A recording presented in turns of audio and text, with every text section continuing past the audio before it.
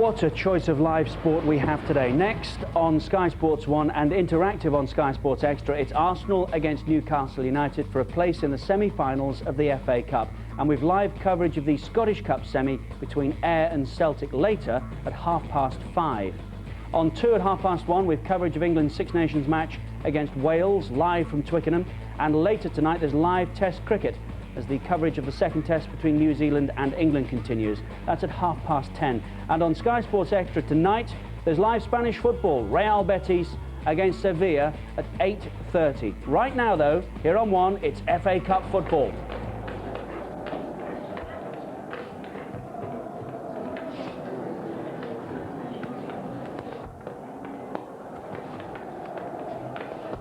AXA, sponsors of the FA Cup.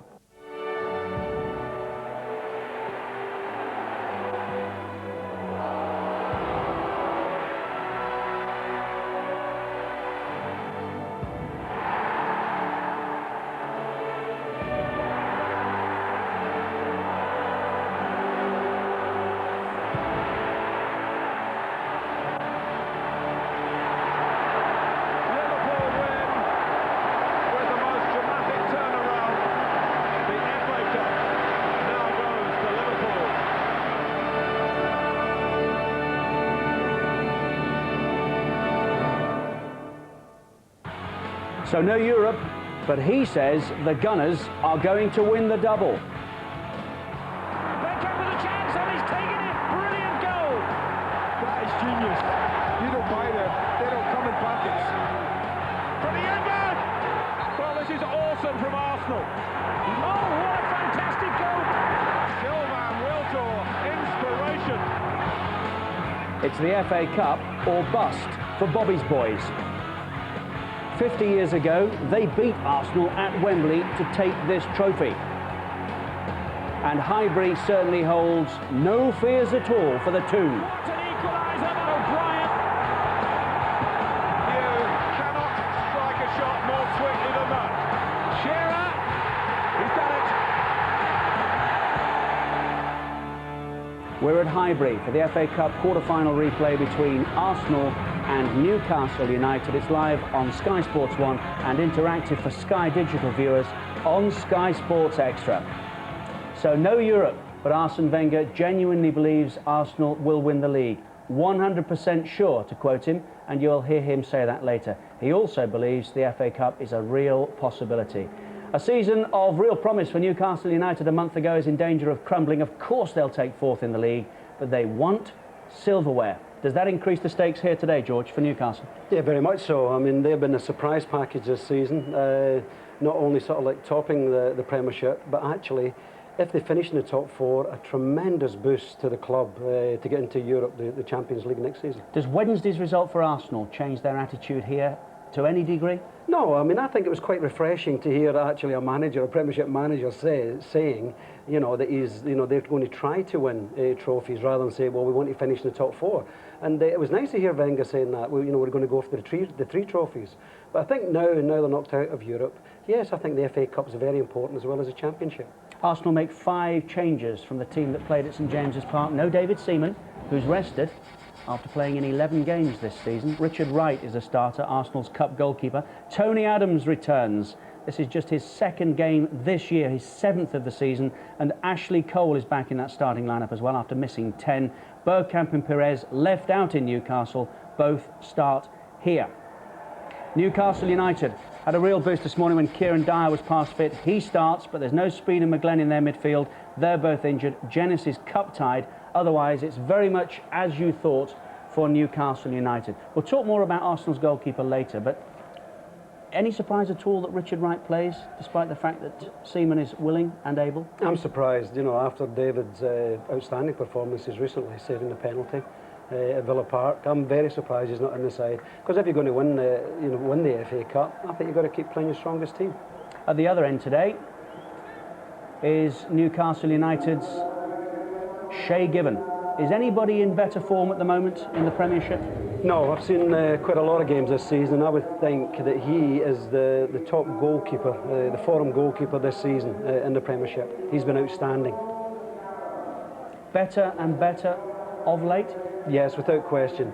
I think Newcastle's the back four, they're nice and solid now. They've been playing the same players in the back four, and I think that gives the goalkeeper confidence. And when he's been called upon to make the important saves, and that's vital, you know, in the Premiership, it's how many he saves, shot-saving, match-saving saves the goalkeepers make. That's important, and he's been making them this season. And if Newcastle United are to get through here today, then this fella is going to be playing out of his skin.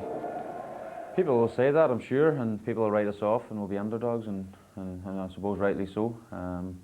That'll suit us, you know. Hopefully we can go and upset them and upset a few other people as well. How buoyed are you by the fact that you went there and won 3-1 in the league? Yeah, it was a big thing, you know, especially with the London hoodoo and the jinx about London. And to actually beat Arsenal was a great feat. You know, on the night they had a man sent off, it helped us a bit, but then we had a man sent off as well, and even things up. And it was 1-1, we had 10 men each, and we went on to win the game, you know. So we've got to, you know, take a lot of positive things from that and bring it into Saturday's game. We got some real special players to get special goals. Plus thing is Henry, he's still suspended, so that'll be a bonus for us. But as my players have just mentioned, and you know, Vieira, and they've got quality players all over, and it'll be a tough task. As a goalkeeper, are you even more on your toes when you face opposition like that? Because you literally, anything could happen with players like that. Yeah, that's right. I think you've got to expect unexpected, you know, because they're capable of doing anything, you know, as I mentioned before. It'll be a tough game. I'm sure I'll have quite a bit to do, I would think. Let's just talk about your own form at the moment. Are you in the form of your life? I don't know. It's not for me to say. You know, I'm enjoying my football this year, and I suppose because we're doing pretty well in the league, that people are getting more credit for their performances. You know, and in a way, I suppose it's the same for myself.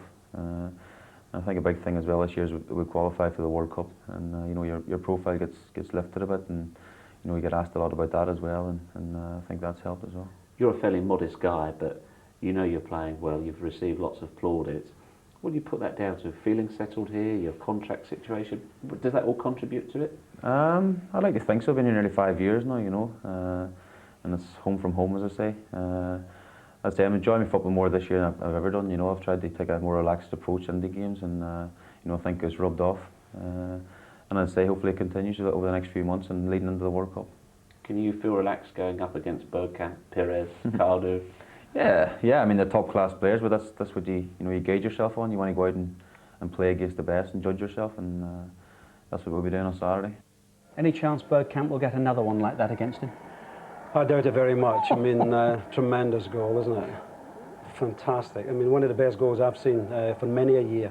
And people actually said he didn't try it. Can you believe that? Thursday night, Bobby Robson didn't think Kieran Dyer would be fit today. So how much of a bonus for Newcastle United that he is? I think it's a massive bonus. I think there's one thing you'd associate Newcastle this season for them doing so well, and that is pace. They've got pace in the team, especially with Dyer. And my player of the year for Newcastle would be Bellamy. I think he's been sensational. And he has stretched defences of the opposition teams they've been playing against. And I think they will miss Bellamy more than anybody. Do you think if today. either Speed or McGlenn had been fit today, Bobby Robson may have been tempted to play him alongside Shearer? It's a possibility. There's one thing that Tony Adams coming into the Arsenal defence, he will be quite happy to play against target men.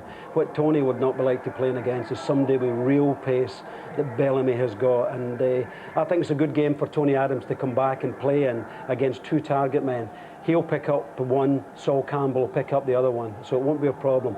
But this guy, I think it's the best opportunity for them to score goals, Newcastle, today, and that is somebody breaking from midfield like Dyer does regularly and does it very well. 21 minutes in midweek in a reserve game, came off with a viral infection. Is that likely to have an effect on him today? I think so. I think Bobby's taking a chance. I mean, he has picked up a lot of injuries, and I think he's taking a chance today. But you've got to take a chance. You know, you're in the quarter-finals of the FA Cup. You're playing away from home against one of the best teams in the Premiership. And, you know, this is why you take a chance. If it comes off, you're a hero. And if it doesn't, well, you know, you've gambled anyway.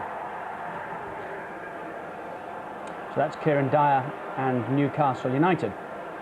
And takes. I mean, that was a great opportunity there of Dyer breaking from midfield and playing the ball square for Bellamy, who made up a lot of ground. And as I said, the pace they've had, you know, in the Newcastle team this year, Richard, has been fantastic. Well, here is Bobby Robson talking with Jeff Shreves.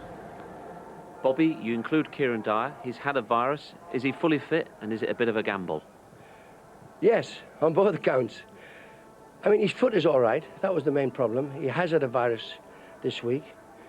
We tried to get an hour of match play into him on Wednesday in the reserves, but unfortunately it didn't work out that way. He went out, tried it, had to come off after about 16 minutes. So he hasn't done too much training this week. In fact, he hasn't done too much training over the last 2 months. But he's a high-quality player. He's a naturally fit boy. He's not in the best of conditions, but I'm playing him because we have no JJ, that's young Janus. Speed is injured, McGlenn is injured. He'll go as long as he can, and I'm hoping not to go into extra time. I don't think any of us wants that.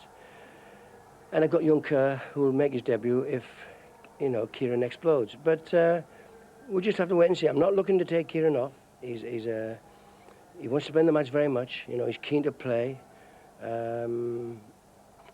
I've great confidence in him. He does make a difference to us. He does, you know, change a game. So I just hope in that respect it'll go for us. Laurent Robert has done well for you against Arsenal. Can he be your talisman today? Yeah, of course, he's a match winner, you know, and there's no doubt about that. He'll do something in a match which will win it, either for himself or for other people. Every match he contributes to our attacking scene. He'll lay on a vital cross, he'll make a chance, he'll score a goal. He's wonderful on free kicks. So he's a big player for us. And on the other flank, you know, with Nobby, we have 2 free kick specialists. So we have a left and a right side situation which we cover admirably, and they are key players. Having won here in the league earlier in the season, when you arrived this morning, did you see that look in your players' eyes? We've got nothing to fear here, we've done it.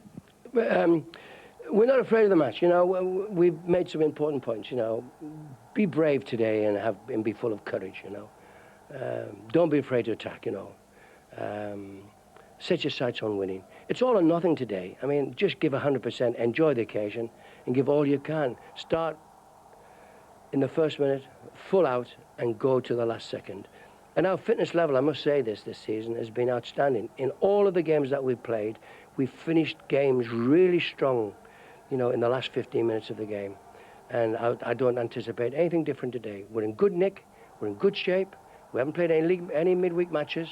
And we know the prize to today. The prize is a semi-final against Middlesbrough, who we all respect. But what a match to play for. Well, we wish you good luck. Yeah, thank you. We're fit, and we haven't played any midweek matches. He made a point of making that, didn't he? Yeah, but you know, they need their best players. You know, Arsenal can afford to rest some of their best players, like David Seaman today, and they can get away with it. It can still easily pick up results. Newcastle need their best players. 27 days before the World Cup starts, should Arsenal get to the FA Cup final, will Richard Wright play? Will David Seaman be happy if Richard Wright plays? No, I don't know of any player that would be happy, you know, missing a cup final, and that surprises me today. David has not played many games this year.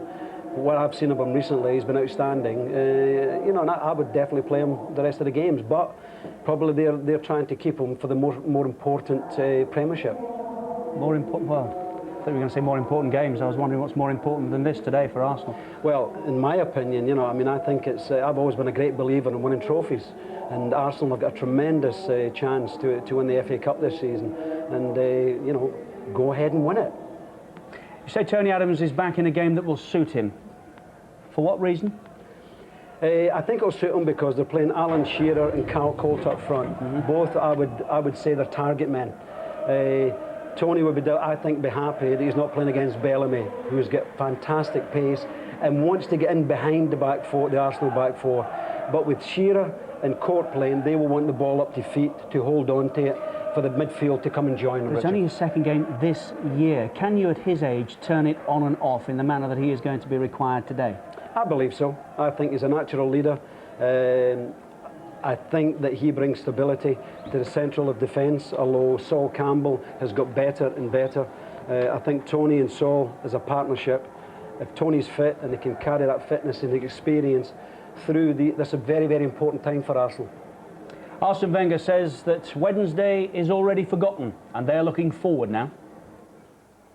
We want to respond well now, and get on with the positive, because what we have done in the last 3 months is absolutely outstanding, and would it be really bad not to respond well quickly after our disappointment on Wednesday night, and it would be really a shame to damage what we have built up to now. We are a strong team and we have a good occasion to show it, and I have such a respect for this group of players that I fight every minute us to win the cup and the championship, and I think we have a very good opportunity to do it, so let's do it. I think we will turn up with something, and this team really has an outstanding behavior, and our attitude is right, our quality is there, we win. Are you quite simply fed up of coming second? There's not even a consideration for me to come second, not 1 second. If you look at Arsenal's history and the consistency Arsenal has shown in the last 5 years in the championship has never been shown before, never. But of course, for us, second is not good enough. We want to be first, and to be first is how well we will play up to the end of the season, because it's just in our hands. It's as simple as that. It's down to us, and to how well we will play that will make the difference. And we have things in our hands, and we don't want to get it out of our hands. We will come first this season. In either the Premiership or the FA Cup? In the Premiership, I'm 100% convinced. And in the FA Cup, I think we have a good chance to win it as well. Don't hear that too often, do you? We will come first, 100% convinced. It's nice to see managers being so positive. I think that's really shown a lot of confidence. And why not? I mean, they've got a fantastic squad of players, a lot of world-class players. Some of the football they've been playing this season has been so entertaining and exciting. And I think it would be justified if they definitely win something this season. Be a terrific atmosphere here today as well. 5,500 Geordies have made the trip. Most of them overnight, I imagine. They were milling about in North London from 7, 8 o'clock, 9 o'clock this morning. They've come here to see their team win, but the Gunners have got the same objective, of course. Well, it means a step on the way to the double, I suppose. Seems we've got an extremely good chance of getting through to the final if we win today. I think we can beat Middlesbrough, certainly. It's a very big game for Newcastle.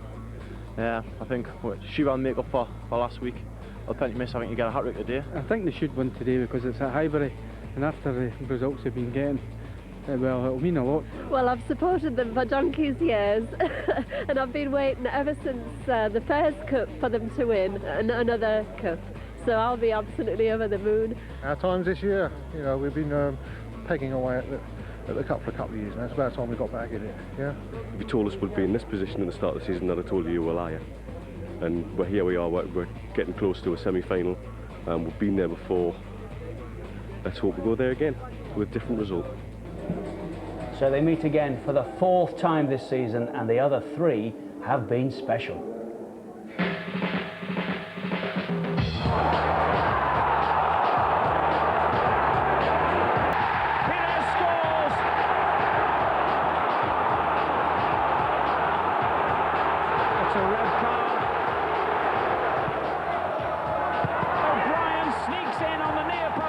To equalise for Newcastle United.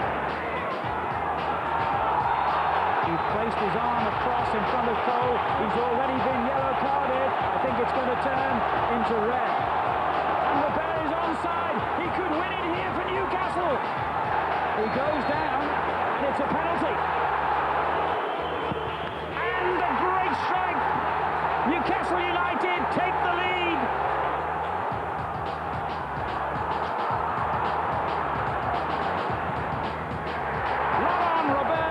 Makes it 3-1. There's Pires picking out Bergkamp, and Bergkamp with a chance, and he's taken it. Brilliant goal. Looking for the run from Vieira, it's gone in behind him. Oh, what a fantastic goal. It was beyond him, but not beyond Sol Campbell.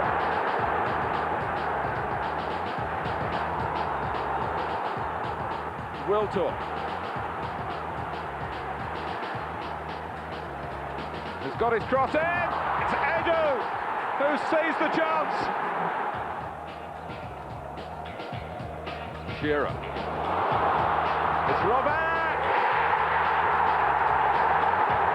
And I know there's a feeling that these ties should go on to their ultimate finish, but the fact that this ends here today adds some real spice, doesn't it? Yeah, it's a fantastic. Both sides, you know, get great cup tradition, especially Newcastle. I mean, wouldn't it be wonderful, you know, if they could get to a cup final this year and with Bobby Robson, you know, at Bobby's stage of his career, leading them out in the cup final. It would be fantastic for the Geordies. You see, even as a gunner, it's easy to say that for Bobby Robson, isn't it? Because I think most neutrals as well would love to see Newcastle United win something this season in general. Bobby specifically. Yeah, well, Bobby's one of the best loved people in the game at present, and as I said, you know, if he could lead them out to a cup final in May, that would be a tremendous season for them, because they would have been the surprise package of the Premiership this season.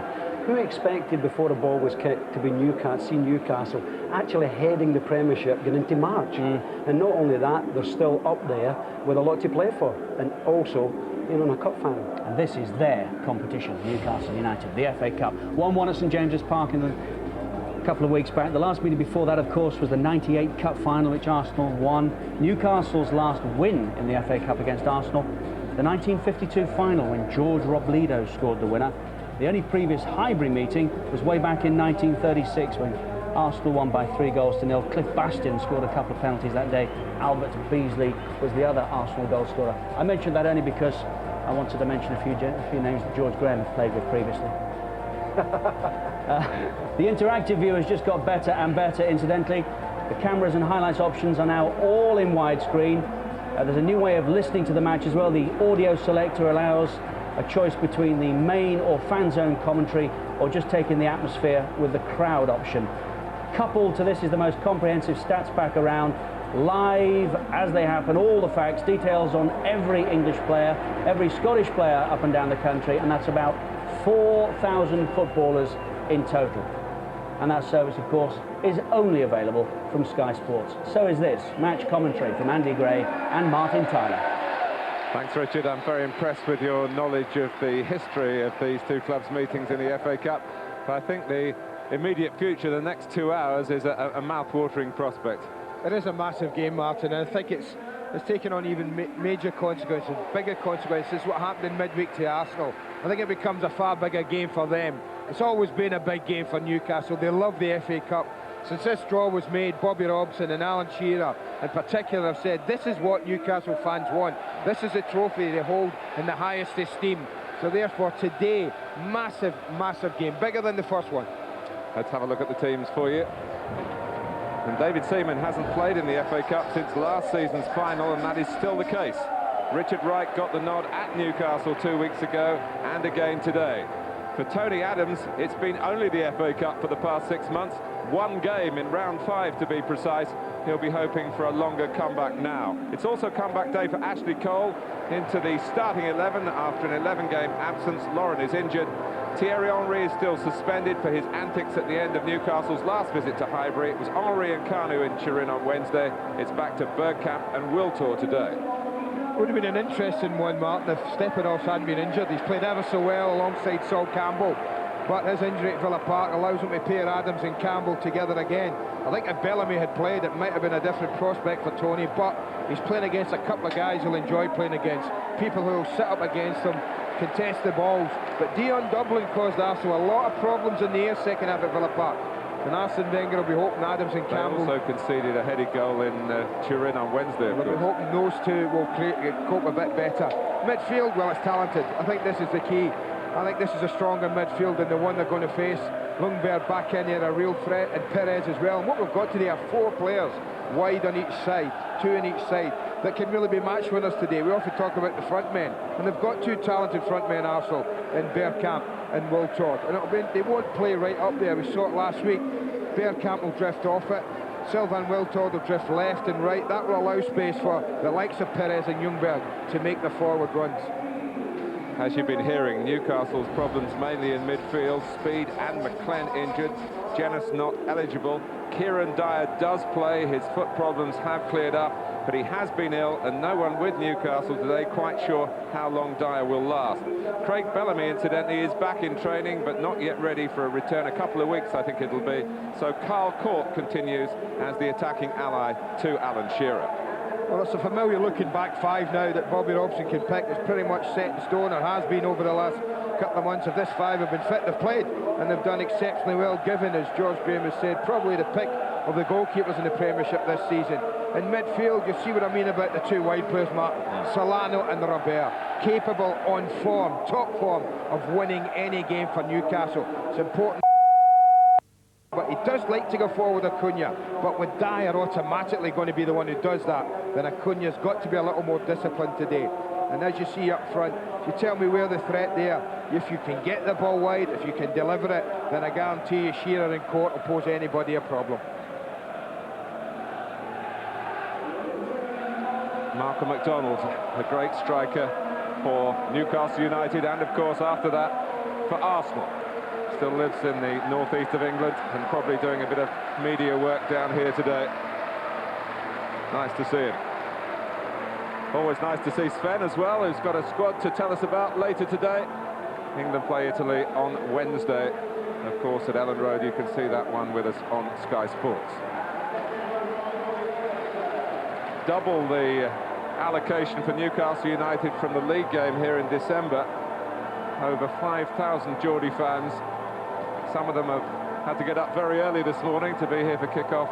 Others live in the London area, of course, where they've got a tremendous following as well. Yeah, they're just looking up and seeing the skipper on this big screen at Highbury, acknowledging them.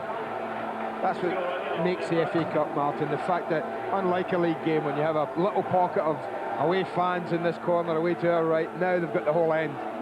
They're loud enough in that little pocket. They'll be pretty loud today if their folk hero can do the business there. Well, Newcastle have had plenty of preparation time for this. Free week, unlike Arsenal, who will be looking for a fillet from the FA Cup at the end of their disappointing week. The return of Tony Adams will certainly help Mr. Arsenal, but they were on the wrong end of both of Wednesday's results in their Champions League group.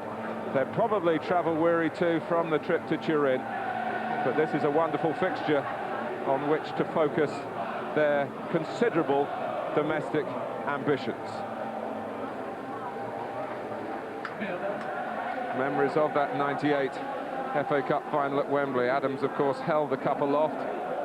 Shearer was there as a loser for Newcastle. Shea Given, the goalkeeper behind him, was in Newcastle's goal that day. And Richard Wright is his opposite number this afternoon.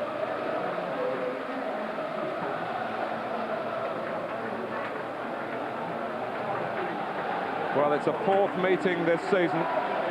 One win apiece in the Premiership, plus that draw that has meant a second crack at this FA Cup quarter-final.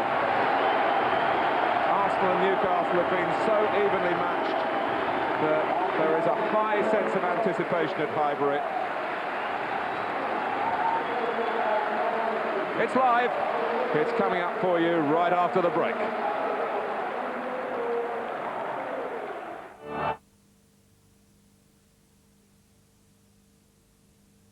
Fan Zone is available for Sky Digital viewers today. Colin Tovey representing Arsenal, Dave Moy, Newcastle United. Robert Pires is our first player cam subject. It's Arsenal against Newcastle United for a place in the semi-finals of the FA Cup. Match commentators Andy Gray and Martin Tyler. Thanks, Richard. An interesting comparison between Robert Pires and Laurent Robert on the left of the respective midfields, both potential match winners. Robert's equaliser, of course, brought us back to Highbury today. Up at St James's 2 weeks ago. Edu, the Brazilian, who's starting to make an impact with the Gunners, had scored the Arsenal goal in the first crack at the FA Cup quarter-final.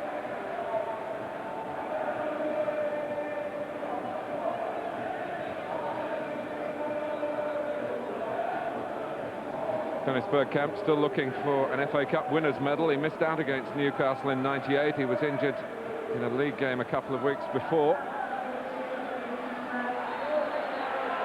And all the Arsenal fans, including those who are suspended players, looking at Bergkamp and others to get them into the semi-final. Newcastle, remember, the last English club to beat Arsenal. It was here at Highbury. It's over 3 months ago now.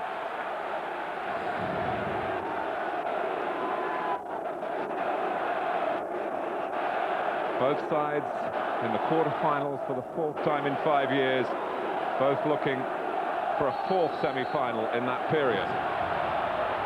Can't ask much more from the ground staff than Arsenal get these days. It's a billiard table of a pitch at this late stage in the season. That's a tremendous effort from them. Here's Aaron Hughes. And in goes Tony Adams. Already you see Kieran Dyer taking a real advanced position there in that first attack.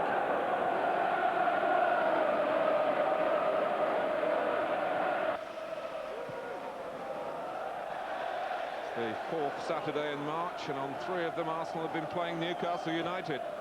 Familiarity that has bred plenty of mutual respect. Luzhny. Moving on to Adams' pass. Vieira. Now Bergkamp, it came back to him off O'Brien, and in comes Pires! And plants it in the corner. Just over a minute gone. Talk about potential match winners. Well, I don't say you weren't warned. Any wide man cable will watch Bergkamp's part. He's looking for Wiltord initially, but he's so quick to assess where Pires is. And then just look how controlled this lad is. Sizes the situation, gets the goalkeeper's position, opens his body out, side foot, little bit of bend. What a finish, what a start.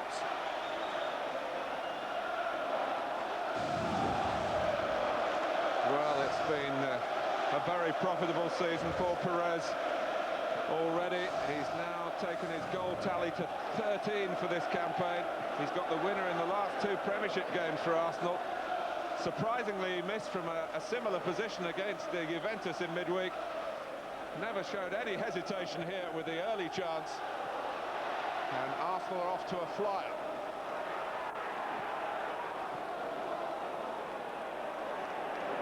Bergkamp. Here's Acuna. Edu with the interception.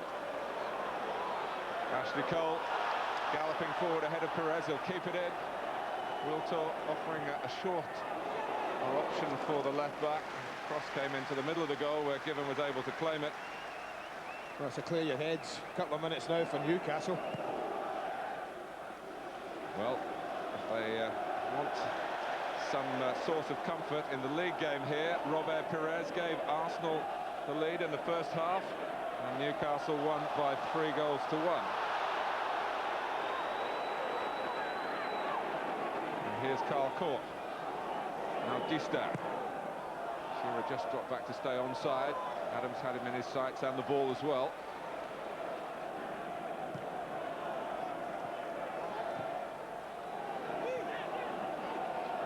O'Brien. Bergkamp making life awkward for him as he did in the seconds before Pires pounced. Distin. Now Acuna. Dyer eager for the fray, which is good news for Newcastle.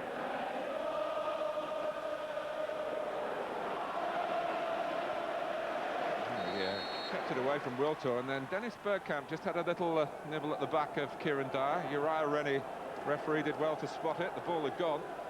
It's unnecessary, really, from Bergkamp. Davizas.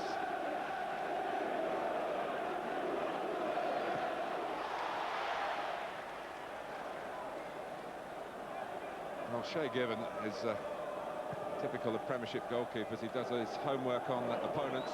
He would have known what to expect from Pires, but knowing about it and trying to deal with it is another matter altogether.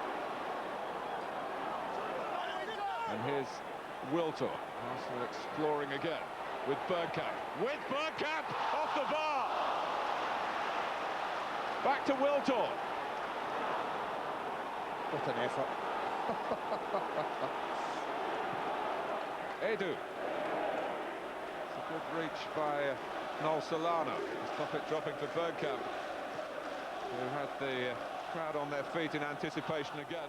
couldn't believe Dabizas, he just dropped off Bergkamp, Martin. The ball was played in, edge of the box. And whatever Dabizas was thinking about, I'm not sure. He just backed away, allowed Dennis to control the ball, and, well, that might have been the game right there. Actually, it has been a problem for Arsenal this season, particularly in the Premiership, getting a second goal at home when they've taken a lead. They've only won half their Premiership games on this ground. Their only league defeats this season have been at Highbury. One of them, of course, to Newcastle United. Oh, didn't spot Ljungberg, who's still waving for a pass that never came. Now the flag has gone up against Sylvain Wiltord. Gives us a chance just to reflect on the brilliance of Bergkamp. You watch Dabizas there, Mark. The ball goes in, but look at him. He backs away, Not so sure what he was trying to achieve there, but what an effort. He knew again, like Pires, exactly what he wanted to do, Bergkamp. And so close to achieving it. He cannot have been in better form, Dennis Bergkamp, all he's achieved in the game.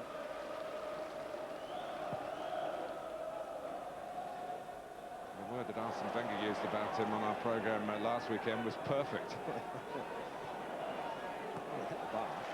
Yes, that's not quite perfect, is it?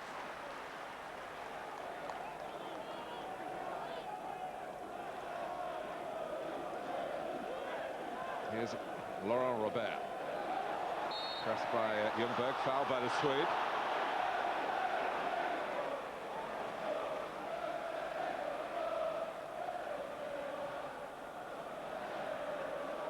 There's a lot of emphasis in the game that Newcastle play, Martin, on set plays, throw-ins, corners. They've got a big side, and they do try to make use of it.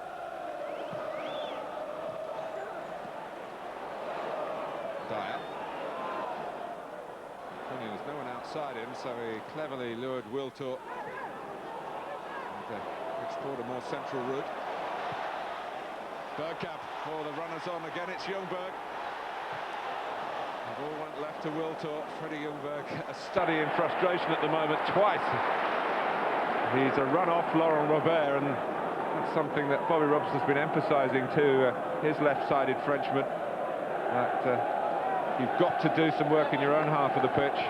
I mean, the first goal, you know, when Newcastle had possession away on the right-hand side, that was part of the downfall. It was such a great ball from Tony Adams that Nobby Solano, Martin, would get caught way up the pitch. And because they broke so quickly and changed the play, Pires was found in acres of space because Solano just couldn't get back. Just a thought on Robert Pires, playing left side of midfield, but definitely right-footed. It does make England's situation perhaps not quite as difficult as some might have you believe. You can do the job if your stronger foot is the right one playing on the left. And they want better delivery. Poor delivery from Robert earlier. It's a little nearer, it's a better angle. The big boys have gone up.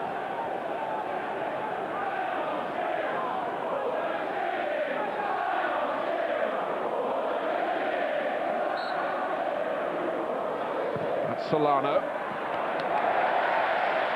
Spent into Richard Wright's territory, Newcastle would feel. Pires. Edu. Wiltord. Pires is onside. Bergkamp's in the middle. Ball comes early to Bergkamp. Bergkamp puts it in. And Arsenal lead by 2-0. And we've not yet had 10 minutes. But they can perhaps start thinking about the semi-final. Well, they're picking holes in Newcastle. Beautiful movement. I didn't think Pires was offside. Must be really close, but look at the gap. Look at the space Bergkamp has. That's a great decision because it's the right one. On he goes, and look at Robert trying to get back in, can't get there. Well, when you're in this type of forum, that's a formality for Dennis Bergkamp. Fantastic layout from Pires. Well, he scored one, Robert Pires, and now he's set up the second. I think one or two people have chuckled at me when I said if I had a vote PFA, Martin, and the name of Robert Pires would have gone on my ballot paper.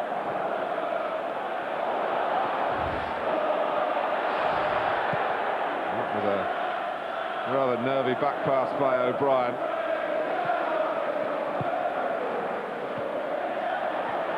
Newcastle not yet out of the traps, and they are very nearly out of the FA Cup. I mean, they worked the ball so well, Arsenal, at that far side of the pitch. The passing, the movement was really of the highest quality.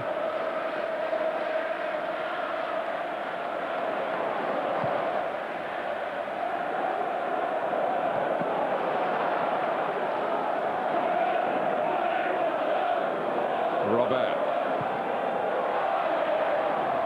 What will aggravate Bobby Robson is that Newcastle had a free kick only seconds earlier and they plopped it into the hands of the Arsenal goalkeeper. And the next thing, it's his goalkeeper picking the ball out of the Newcastle net. 20 seconds exactly, Martin, later. And that's the modern game. The top teams have such potential to break quickly with pace.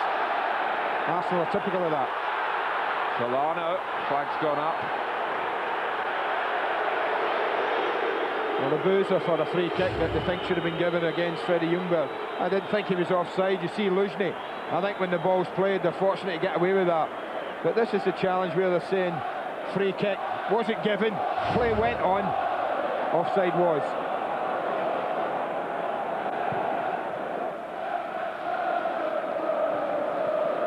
Two 0 to Arsenal, as it was at Wembley 4 years ago in the very final of the FA Cup. Shearer.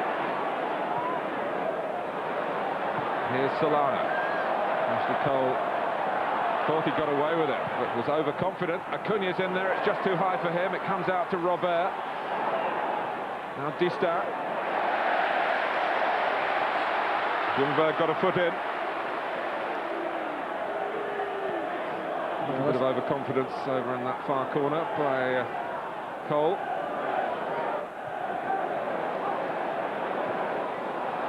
Distin.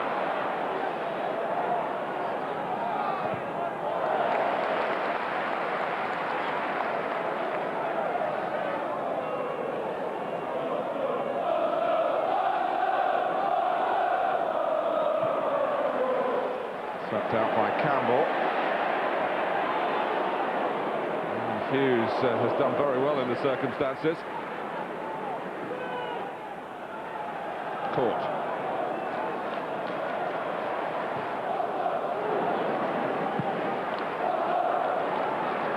It's all about heart for Newcastle now. They've got to believe that all is not lost, despite a disastrous start here at Highbury. Well, if you're going to go 2-0 down in a match, then better doing it in the first 10 minutes than the last. It's not a comprehensive score, it's not all over. Next goal's a big one in the match, no doubt about it. Dyer. Ford, who's certainly improved match after match now. He's getting a run in the team. Having been out for 10 months, we shouldn't forget that. Dyer has played very little football this season as well. He's on the ball here. Robert.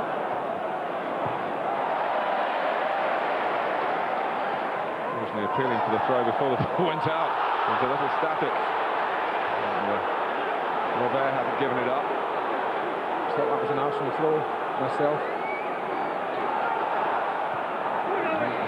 Court making life difficult for Campbell, not so much for the goalkeeper.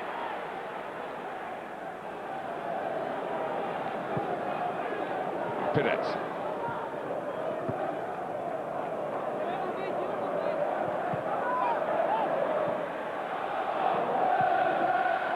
Right, rather got underneath that. It's gone very high, but not very far up towards the halfway line. Won by Dabizas. Adams tried on Shearer. Wiltor. Dabizas has gone a long way with him, and here's Pires. Arsenal could spring again. Newcastle have pushed everyone up to the halfway line.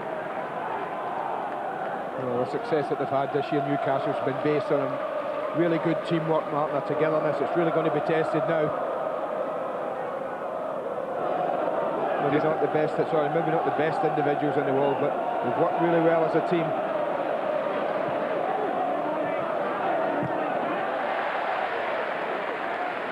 It was a point George Graham was making earlier, that Newcastle need to have their best team out. Arsenal do have greater depth in the squad. Gary Speed had a chance today. He was actually named in the party to travel to London yesterday and then pulled out after training, not ready. Hamstring trouble. Playing the first game between the two weeks ago either. Ljungberg. Not quite the curl on it that Wiltor was hoping for. Great idea, though.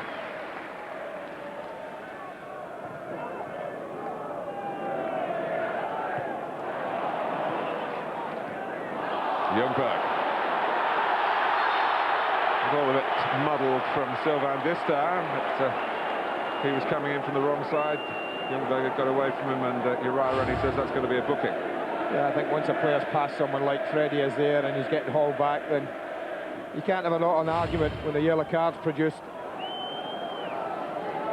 They've been so bright, Arsenal, from first whistle. Tempo of their game's been fantastic. It really has fizzled along this football match.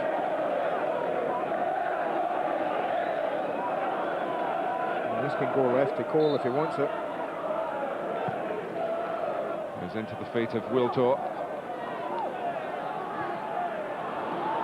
Sometimes players tell you that they find it hard to get into their stride for the 12 o'clock kickoffs, but that certainly hasn't applied to Arsenal today. Probably anxious to get the game done and dusted as early as possible in case travel weariness does set in the latter stages. Didn't arrive back in England from Italy until around 3 o'clock on Thursday morning.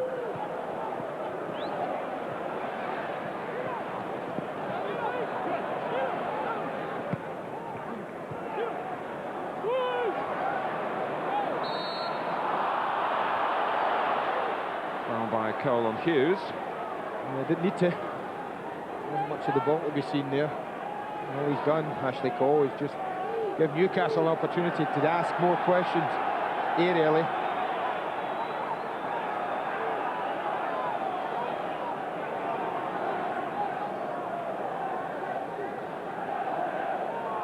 Solano with the free kick. Shearer got to it, Distin got to it, and it's gone across the face of the goal all the way back to Solano. Oh, what a chance. Andy O'Brien, who scored here in the league game. Maybe it was just fractionally too high for him. There are others queuing up as well. I think it was. This is a chance. If someone goes in, Martin, instead of standing, that's a tap-in. Someone just gambled in, tap in, back in the match. Well, I think he's just gone up early. Just seems to be on the way back down, Andy O'Brien, as he met the ball. Well, I said the game wasn't over. If Arsenal needed reminding, it isn't. It was all there.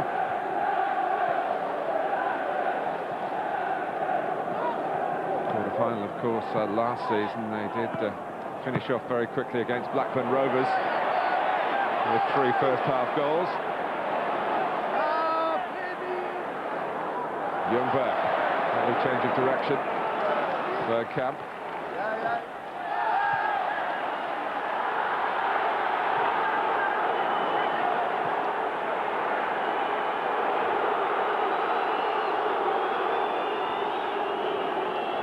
Robert.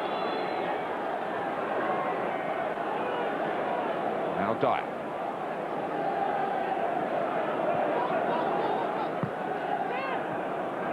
Court. Scored a couple of Highbury goals in his Wimbledon days. Hughes.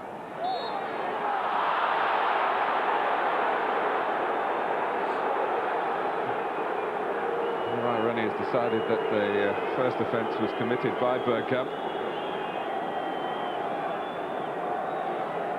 Though he was impeded after that, but Newcastle's restart. Dyer. Well, that looked more than a free kick than any of them.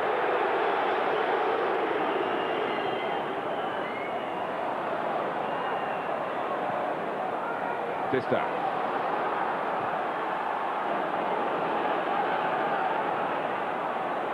Court and Shearer in the centre. Robert tries to drift it in behind Sol Campbell. Robert tries again.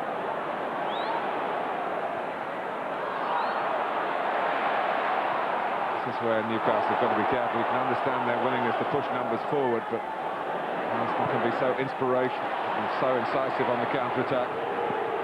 Bergkamp. Actually no one in the centre for Arsenal at the moment. He's got to try and keep it. game was ridiculously spread, really. Well, he had no help. He had a little look. He wanted someone there. Pires tried in the end to get in there. Just too far. Dabizas.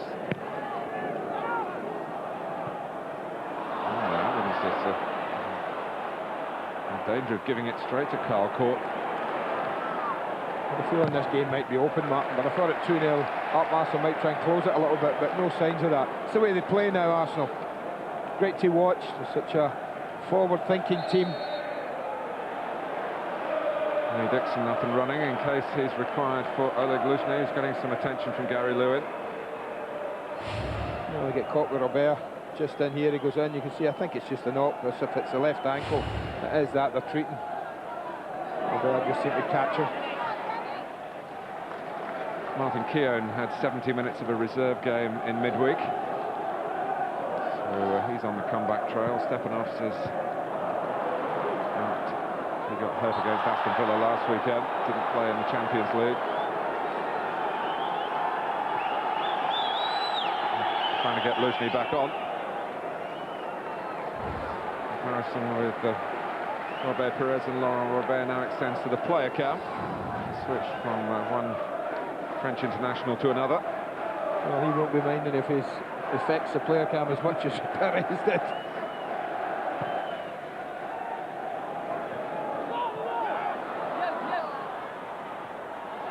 Pires should be warned, Andy.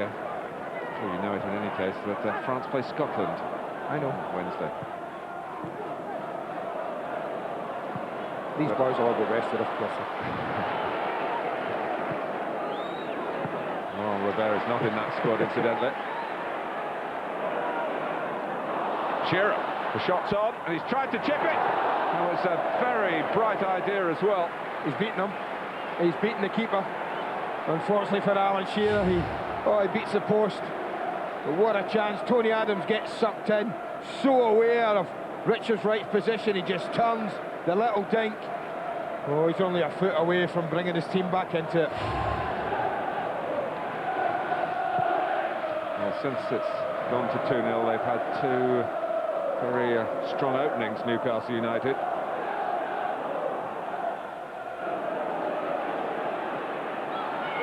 Dista.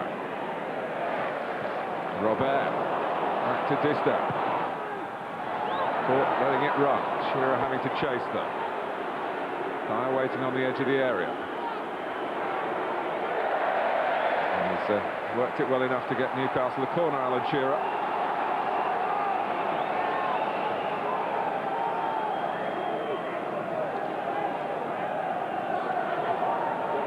I do feel that Arsenal have got to be fully concentrated in their defensive marking, but it helped here because the trajectory of the corner took the ball out before it bent into play.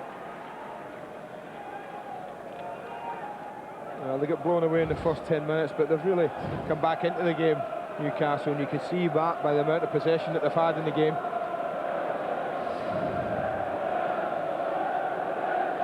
Bobby Robson was manager of the month for February, but March has been less rewarding.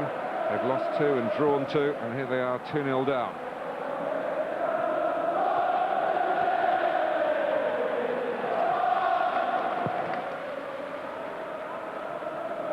Adams, run for Bergkamp, charged down by Dabizas. Vieira. Pires. Wiltor. Nürnberg, but he was just spotted that time by Nikos Dabizas. That was better defending from Dabizas. Saw the threat and dealt with it. But Pires just took a little knock there. The ball was running out. Whether it's a twist, I certainly hope it isn't for Arsenal's sake, or whether it's a knock from Dabizas as the two of them chase this ball here. Oh, I tell you, he just lands on it. You see how awkward, and immediately reaches for it. Anything can happen when you do that. Wiltor takes the corner, fisted away by Given. They do, but neither he nor Bergkamp really dealt with it for Arsenal, and Newcastle a chance to break here. That was wasteful from Robert, Martin, really wasteful. Court's breaking left of him. Dyer's pointing that he didn't think Robert was his target. He was aiming it straight at Carl Court. Campbell. Arsenal still down to 10 men. Court. No, they're changing him. He's not coming back on, Martin. I can tell you that now. Gary Lewin has signalled turnover, which means that's bad news for Arsenal. I hope it's just a jar. Look at Pires in agony. But I've been there. I know what it feels like to do that. When you land on it and suddenly your knee jars like that, it could be ligament damage. Certainly hope it's no more than a little strain in those. And if it's cruciate, I wouldn't even mention the word. Let's hope it ain't serious. Well, some of the smiles now have been wiped off Arsenal faces. Pires leading the game after 25 minutes, but he's already made a huge contribution to it. But the stretcher is going round. But Bergkamp. Decision to be made. Andy O'Brien was the defender who looked at Uriah Rennie with some trepidation, but the referee has ruled in Newcastle's favour. Well, he had the best view of all Uriah Rennie. He was right behind it. He strangely, for me, looked at the linesman. Now, I don't know what the linesman could have helped him with. From so far away. I mean, you and I have got the same view as the linesman. It's difficult, but you watch Rennie. Look at his position, the referee. He's looking right down the line of this, Martin. And as O'Brien miscontrols it, in goes Bergkamp. Oh, I tell you what, I've seen those given. It's clumsy. He leans into Bergkamp as he falls. Could easily have been given.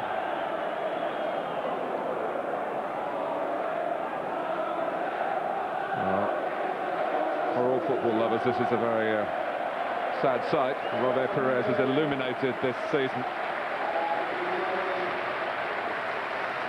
But for Arsenal in particular, it could make such a detrimental difference. They've got so much to play for domestically over the last few weeks of the season. Gilles Grimaldi is on. Adil just pushes, he's got the ball there, left-hand side. And Grimaldi will play where he normally does, alongside Vieira.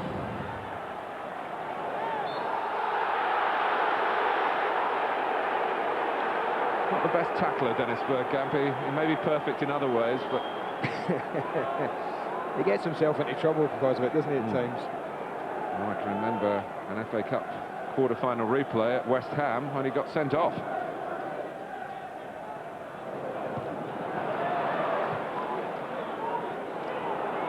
They do. The run of the ball against Acuna. Wiltor.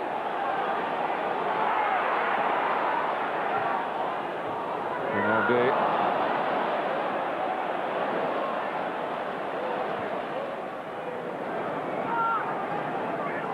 There's a bit of an unsettled look about Arsenal at the moment.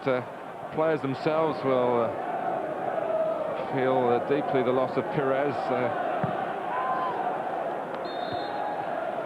Some say he could be the player of the year. He's certainly going to be Arsenal's player of the year. He's had such a massive influence, Martin. I think that's a thing. I think that was his, 13th goal this season. Plus, think how many he's actually created as well.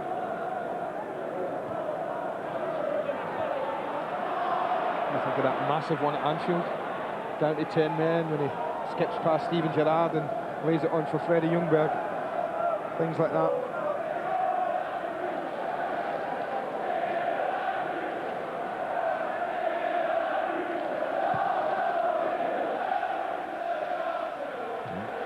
Shearer cleared Adams out of the way. Dyer's quickly on the scene. And Acuna. Adams then gets it away, a slip by Wiltor. Davizas.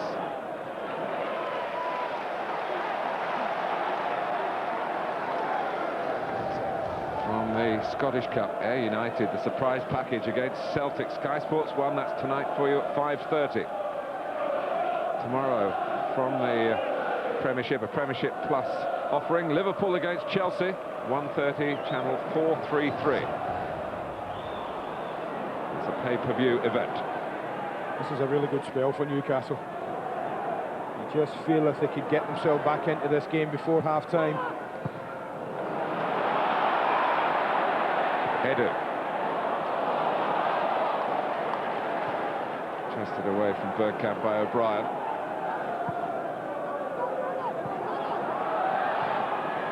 just holding up there, but Adams was in command in the end.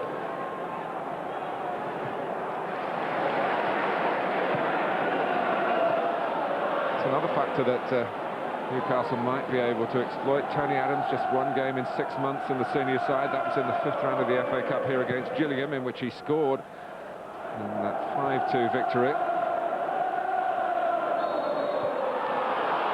Down goes Dyer, and it's a free kick to Newcastle. Well, certainly a Robert range. It looks a long way out, but he's certainly capable, the Frenchman. Immediately gets attracted to it. Free kick was given against Sol Campbell, not Gremondi who won the header, but Sol came in a bit late in the challenge. Referee saw it. He was right to give a free kick. And Richard Wright will know what to expect. Beaten by Robert for the Newcastle goal 2 weeks ago. Solano's there as well. But it is Robert. Oh, Richard Wright had to get down to his right. Well, it didn't seem to be fiercely struck, but the fact that he gets good bend on it, I just wonder if Acuna had stuck a leg out there and directed it into the other corner. Keeper might well have been stranded going the wrong way. But the better of the chances since 2-0 have all fallen to Newcastle. Vieira. Edu. Monday, that's what he does well. And this is Ashley Cole onside. Corner for Arsenal. Well, they're looking for offside. Every Newcastle defender has turned to the linesman saying, what's happening? It must have been a close one again.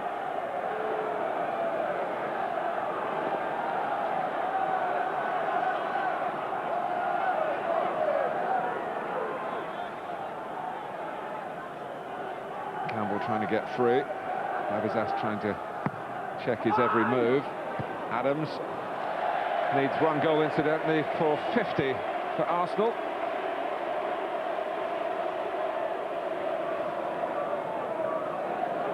Dennis Bergkamp needs 6 for 100 in the red and white of the North London club.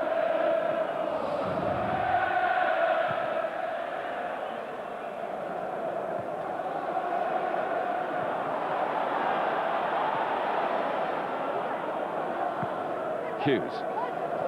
Caught. Dyer took it on the burst. A great threat, great penetration from Kieran Dyer. And real problems he causes Arsenal here with his forward running in between the two centre-backs. Just lacked a little support. Only really Alan Shearer up in support had to take the shot on. It's only his 9th start of this season. One of those 9 was here against Arsenal in the Premiership. Sven-Göran Eriksson would love to have a chance to use Kieran Dyer and give him an opportunity to force his way into the World Cup 23. Robert. Well, block Sol Campbell, that was. Little disjointed Arsenal. I'll have to give full marks to Newcastle. They've really dug deep, forcing their way back into this game. Well, they do have a tremendous record this season, 4 comebacks. They have all the spirit you would expect from a side managed by a man as passionate about the game as Bobby Robson. Who can point, of course, to winning the FA Cup as a manager against Arsenal in 1978 for Ipswich Town. Only time prior to this season that Bobby has faced the Gunners in the FA Cup, either as a player or as a manager. Robert.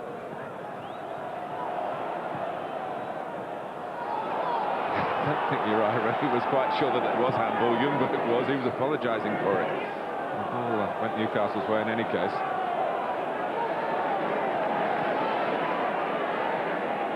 Davizas. Taken from him by Wiltor. The back heel for Bergkamp. Ljungberg. Chance for Sylvain Wiltor to stretch his legs. O'Brien is the defender. Edu's coming in from the opposite flank.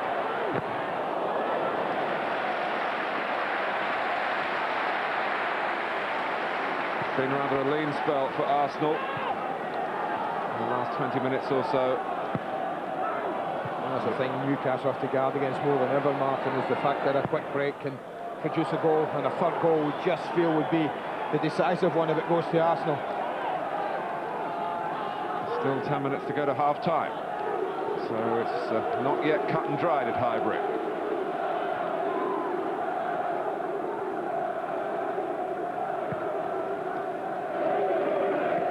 Lushnik.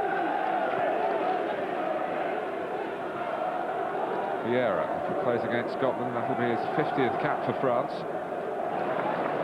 That's next Wednesday. I think we should rest him as well.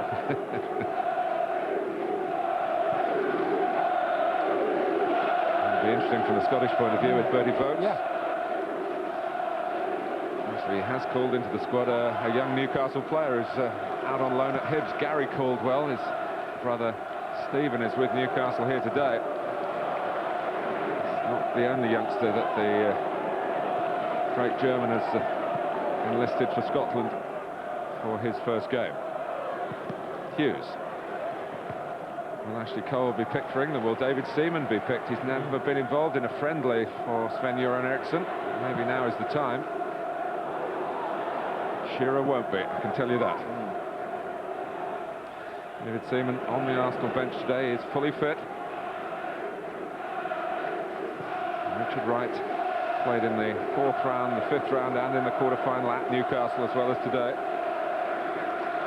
His 3rd round goalkeeper was Stuart Taylor before he damaged his finger. Seaman, of course, has missed much of the season, so it's even more of a surprise really that Arsene Wenger should spurn the chance to give him more match practice, but it's his decision.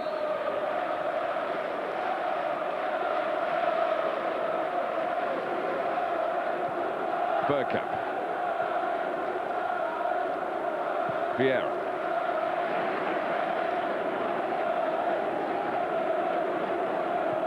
Lushni. Tracking by O'Brien to stop Edu flicking it on to Wiltor.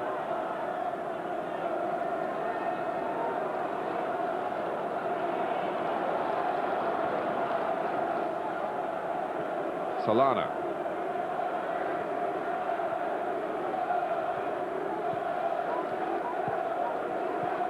Measured approach through midfield for the Magpies. But they're keeping possession. Distin. Pires made the typical forward run. The flick for Acuna. Eased out of it fairly enough by Grimondi. Here's Vieira.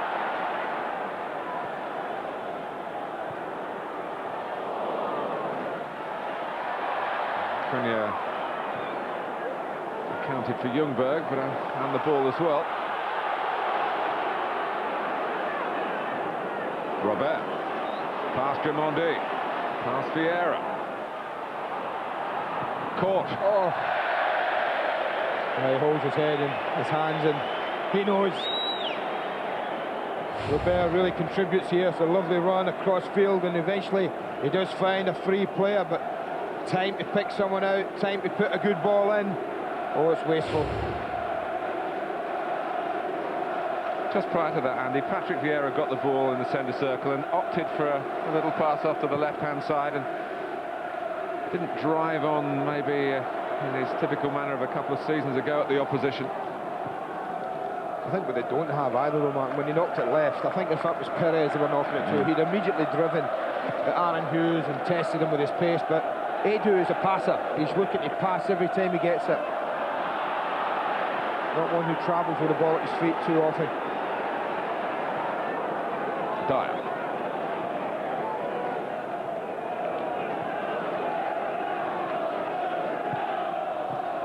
Good interception by Grimondi. Ljungberg, one of 3 forward for Arsenal.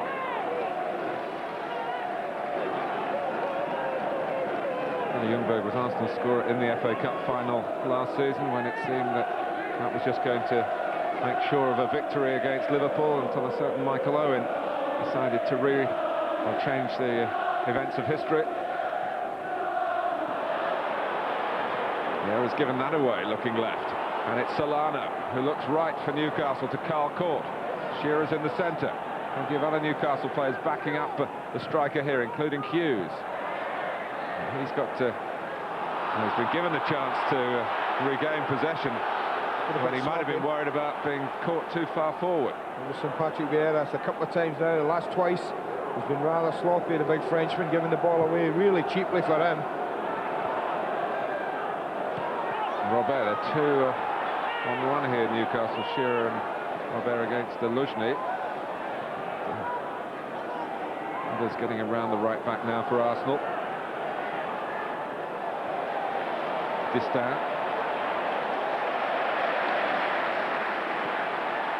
Good football by Bobby Robson's team again. Shearer.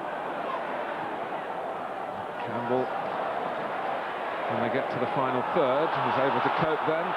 Arsenal don't get out of their defensive third. Hughes. Solana. Now Court dropping deep. Well, Arsenal got every single red and white shirt behind the ball. Solano tosses it in. Misjudged header by Luzhny. Falls for Robert. Court. And Shearer. Offside. Would have been offside as the referee needed to stop the game. But good possession, good pressure. Arsenal have pretty much protected their 18-yard box quite well, Martin, though, although they've had plenty of possession outside of that, Newcastle. They've only fleetingly looked like they can find a way through. But they're very much in this game.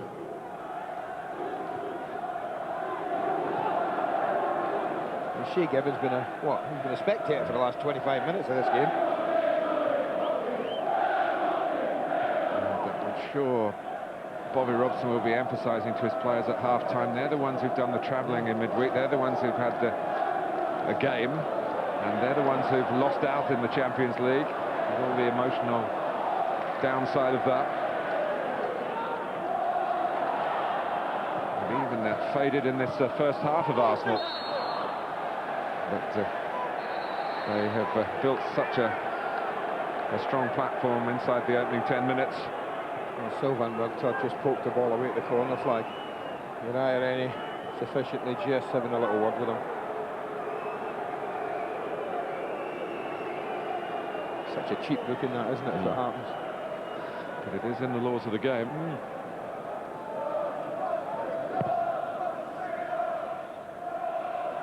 Shearer. Here's Dabizas.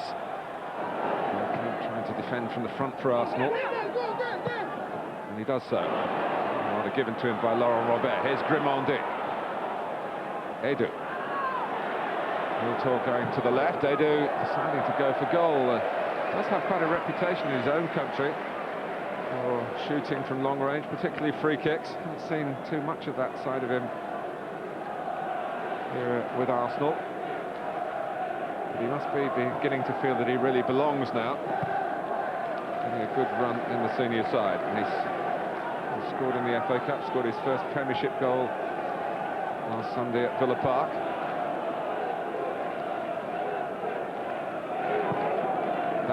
Shearer the target. Here's Dyer. Olives need some help behind him, and it came from Campbell. He's caused a few problems, Kieran Dyer, when he's made his forward runs. And Wiltord took the difficult option then. Still needs to pick a pass. Grimandi was always available. Back towards Wiltord. Out comes Gibbon. Wiltord got there first, but Shea Gibbon was able to make the block. Well, he took a chance, the goalkeeper. I thought he was always going to be second to this. He was. Wiltord gets there just ahead of him, but he's fully committed. The goalkeeper, he didn't stop. He went all the way, having decided he had to. O'Brien struggling, he whacks his centre-back as he goes to ground. Had to be alive and alert, the goalkeeper.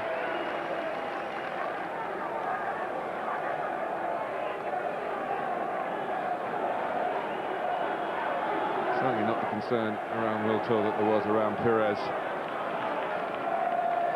20 minutes or so ago.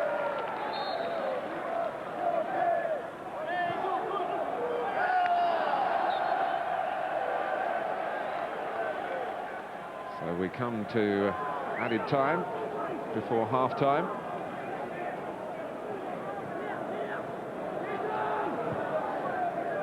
It'll be 2 minutes.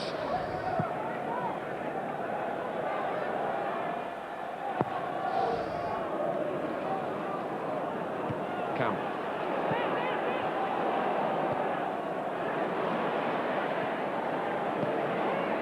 O'Brien there with a bit more determination than Bergkamp. Abizas has given it away to Edu. Hit by Solano. Be interested to see if there's anything Bobby might think about doing, Martin, if it stays at 2-0 as we go into the second half. I'm thinking maybe of Kieran Dyer. Has he got the option to move Dyer up alongside, say, Shearer, in that sort of Bellamy role, so that he can run off their captain? Certainly an option for him. The problem is his backup midfield man's played 3 minutes of first-team football. Here's Ljungberg. Great stop by Gibbon. 3-0 here. And I don't think anything that Bobby Robson could do at half-time, juggling his tactics, would spare Newcastle their exit. But it's not 3-0 thanks to Gibbon. Yeah, it's a lovely take. One touch to set it. Even though it's on his weaker side, he didn't think of anything but just setting it and hitting it. Beautiful strike and a lovely save yet again from Shea Gibbon. Evans has gone towards the near post. Grimondi as well. Swept away by Shearer. Albert left upfield. And he couldn't hold the ball up. Newcastle have pushed out.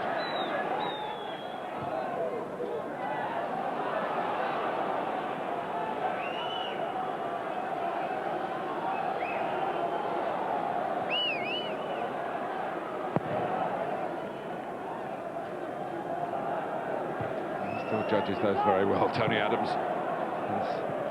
His stock in trade. Solano with some nimble footwork. Last few seconds before half-time. Well, really at half-time we're talking about a player who's not on the pitch. Robert Pires, who set up Dennis Bergkamp for the second Arsenal goal, having scored the first, but then injured. And a lot of Arsenal concern about the nature of the injury, and since his departure it hasn't been quite the same Arsenal, although they finished the half with a flourish and Gibbon had to make a couple of saves. Newcastle will feel there's still a chance, though be it a slim one. They're 2-0 down at half-time. We have some real quality football, international football, Wednesday night, 7 o'clock on Sky Sports 1. It's the Republic of Ireland against Denmark. Earlier in the afternoon on Sky Sports 2, 5:45, it's Argentina against Cameroon, followed by England and Italy. That's a 7 o'clock start from Elland Road. George Graham is with us. It's 2-0 to Arsenal at half-time. A bittersweet day out so far for Robert Pires. What a start to the day. We'll find out what's wrong with Pires next.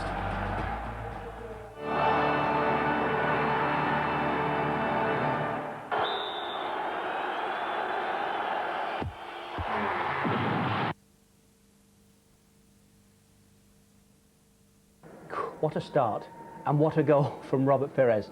Newcastle had touched the ball 8 times when Tony Adams, George, started this move. Yeah, I mean, it's a fantastic ball from Adams. Good 40-yard ball, at least 40 yards, on to Lusney. He controls it, keeps possession, knocks it back to Vieira. And then this is a lovely little ball into Bergkamp, a little bit of magic from Bergkamp there, and then sets up Pires. And what a fantastic angle. Oh, it's not even a one-touch finish, it just takes it first time. I mean, that is quality. And the keeper was getting nowhere near it, was he? No. Great vision and wonderful technique to carry it out. But he didn't finish the half. He was stretchered off, and Jeff Shreves has got more on that. Richard, I can tell you there was a great deal of concern for Robert Pires. When he hurdled Nikos Dabizaz's tackle, he actually landed awkwardly and he sustained some damage to the knee area. Little too early to tell whether or not it's ligament damage, but I've just had a quick word with Arsenal's Gary Lewin and also Doc Sash. And the good news is that Robert Pires, as we speak, is up and about and walking on it. So hopefully, for Arsenal fans, it's not too serious. Good.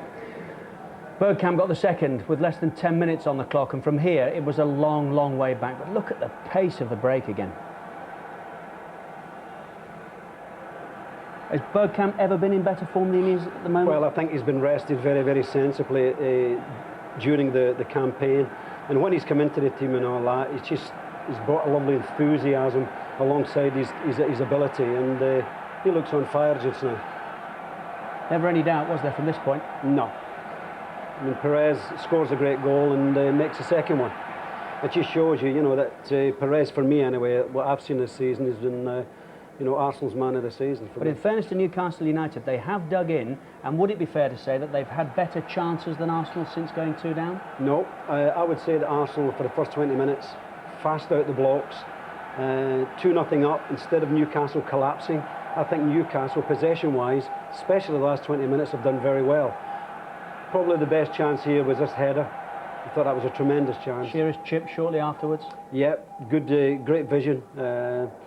Just needed to go on target and it was scored. But Newcastle now need a lift. They've had lots of possession. Considering they're 2-0 down, they're not sort of folded. And now they need a lift, they need a goal. Would you have been appealing for a penalty if you were in Arsenal's dugout at this point? If it was in Arsenal's dugout, definitely. But it's definitely not a penalty. Definitely not a penalty? Not for me. Why not?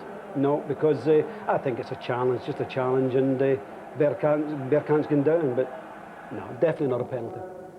Well, it's 2-0 to the Gunners. At the moment, Newcastle's season is crumbling in front of them. They have to dig in. They have to get back in this, and fast.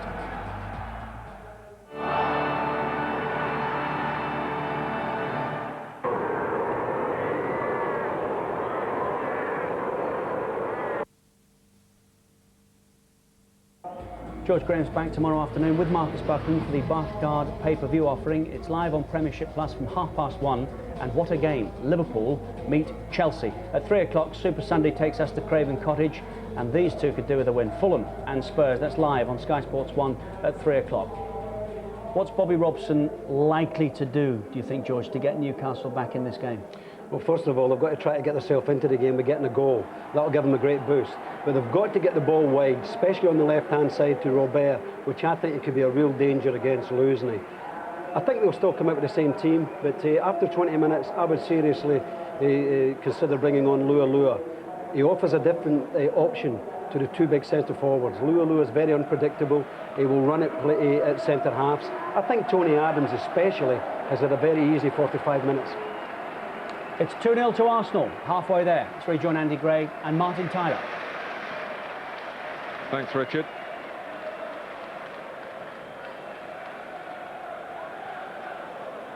The player cam will follow Alan Shearer, who scored many vital FA Cup goals in his time. And Newcastle need a goal from any source. They've had 7 different scorers in the competition this season, so it's not just Shearer. Both clubs have incidentally already done the Premiership double over the team that's waiting for them in the semi-final, but Middlesbrough are much improved since those games, which all took place before the turn of the year.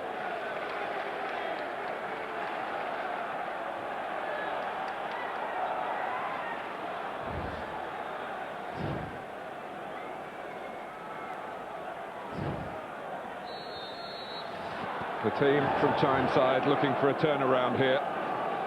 Trying to start the second half as sensationally as Arsenal started the first. There's encouraging news from the Arsenal camp about Pires with a problem. Solana.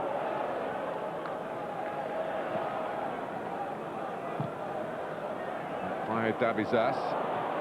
Caught. Going to get it wide to Shearer, who's done very well to keep it in.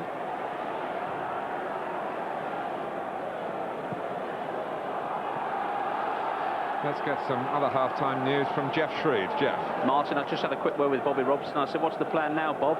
He said, play. We've just got to play with a bit more belief in ourselves. We've done fine since the 2 goals. We're still in this. Thanks, Jeff.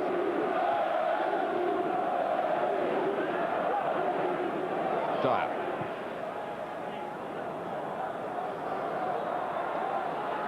Here's Robert. Newcastle attacking the clock end at Highbury, at that end of the ground. All their supporters amassed, best part of 5,000 of them. Shearer. It's Dyer. Of course, at this end of the ground, they also got their 3 Highbury goals in December. do today. Yeah, 3 in March wouldn't go amiss with it. The last touch was Campbell's. Certainly the Geordie roar.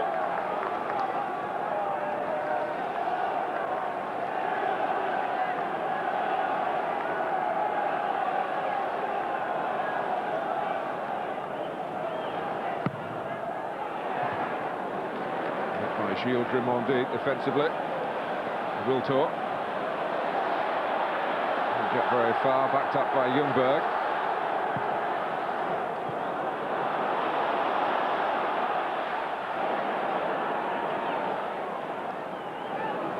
Dyer.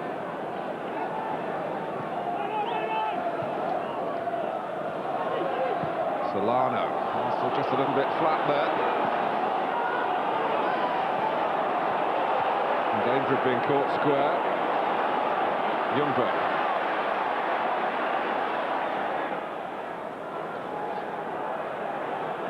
It'll be interesting to see what Arsenal's approach is here. Whether they'll play with economy. Of course, as Newcastle chase the game, they will have the opportunity to show their ability on the counter-attack.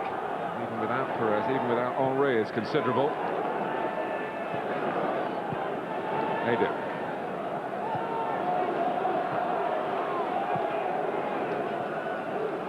I think it would be fair to say, I don't think Arsenal will overcommit, Martin. Certainly not early on. I think the onus very much on Newcastle to chase the game.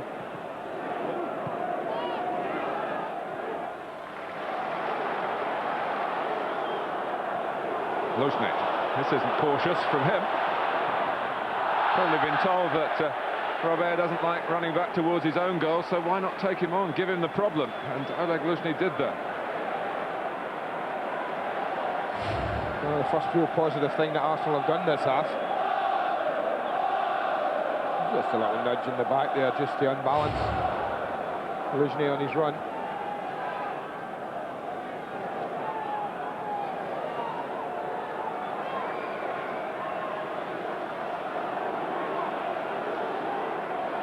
A bit late on parade. He's there now. He's went across to have a word with someone on the bench. Bergkamp takes it towards Adam, and behind him is Sol Campbell.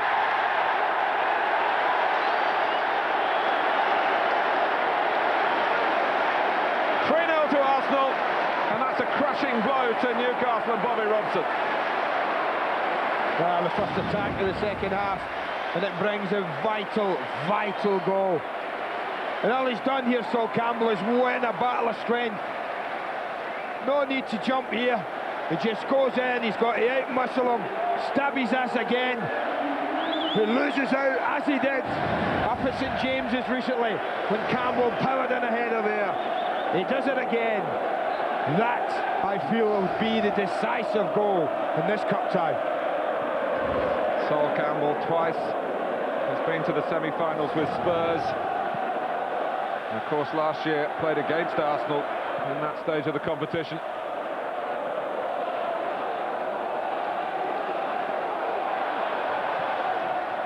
Wiltor, Vieira. I think a little pat on the back for Oleg Lushnet, who earned the free kick with that show of enterprise. But the delivery's so good, man. I always say, if you've got a free kick wide and you put it in it as it drops in between the posts, the width of the goal posts, gives one of your players a chance of scoring. Dennis Bergkamp did that, dropped it right between the goal posts. Sol got his head to it. The power on the ball was enough to fly it past Gibbon.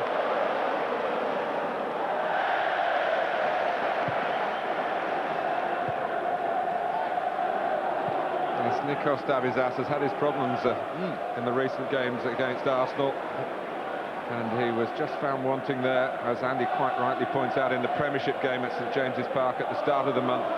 There was a ball tossed in for them to fight for, and Campbell was the winner and the scorer that day. Arsenal got the points today. It's the progress they're playing for, and they are sitting pretty in the sunshine in North London.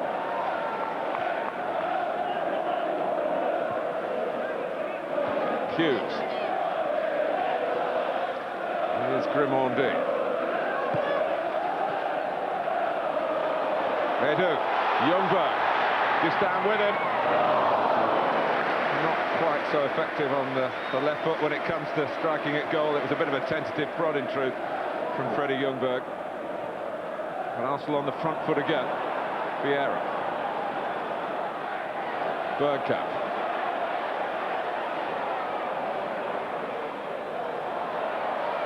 Tricks in abundance. Edu. With Bergkamp. Used him as a decoy in the end and looked to chip the goal. Oh, he did do that off the frame of the goal. Another superlative attempt from Dennis Bergkamp. He could have had a hat-trick of the highest quality today, Dennis Bergkamp, already. And we're not even an hour into this game.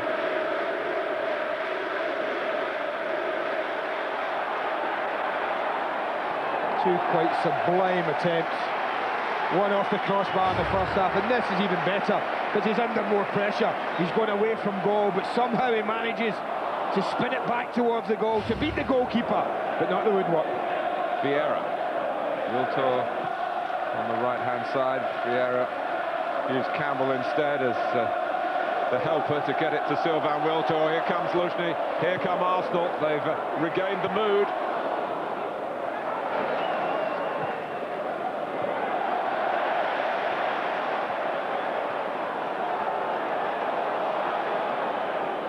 Wiltor, Edu. All hands to the pump for Newcastle at the moment. There's a difference between a 2 and a 3 goal lead at this level of football, Martin. Suddenly Arsenal's football, from being a little nervy at the end of the first half, is now flowing. It's free. Everyone wants the ball now. Wiltor's got it. And a height advantage for Distar against Ljungberg, but he's hesitating here, and that might be a problem because Ljungberg's quickly on the scene, but they've said, referee Rennie and his assistant there, that that's a foul. Well, I'm as surprised as Ljungberg at that decision, but Dennis Bergkamp's ability, with the ball at his feet, edge of the box. I mean, all right, not blessed with the greatest of pace, but wonderful feet and a great footballing brain. Wonderful, wonderful attempt. Shea Given again, grasping at thin air. He scored in the third round. He got the winner here in the fourth round, of course, against Liverpool in that rerun of last season's final. Arsenal got a measure of revenge. You could hardly say it was total revenge that early in the competition. And Bergkamp, a scorer here and a master entertainer.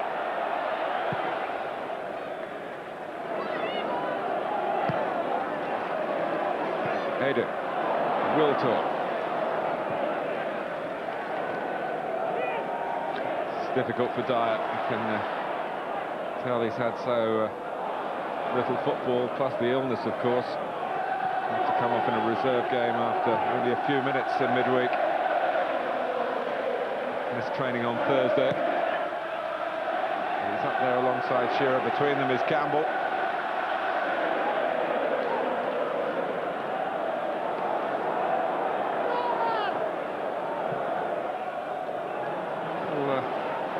Spin and dip on that from Sol Campbell. He'd expected a runner from the left-hand side, but he didn't get one. I feel a bit sorry for Shea Given, Martin, you know. 3 goals and 2 that have hit the bar. Everything that's got past him. The Newcastle goalkeeper hasn't got within 2 or 3 feet of anything that's gone past him. And it's nothing to do with his ability or lack of it. It's been the quality of the Arsenal finishing. Ljungberg. Now Rennie deciding to stop it this time. Quick free kick from Edu. Bergkamp. Well, it's not often you criticise Dennis Bergkamp, but I ask myself, why the first touch? And I say that because it's on his right foot. OK, the referee decides that's a free kick. I'm not so sure it was, but really quick thinking here from Dennis Bergkamp, then Edu. Now, why does he need to shift this? It's on his right foot. It was there for him, the little curler if he wanted it. Really surprised that he tried to take it on his left.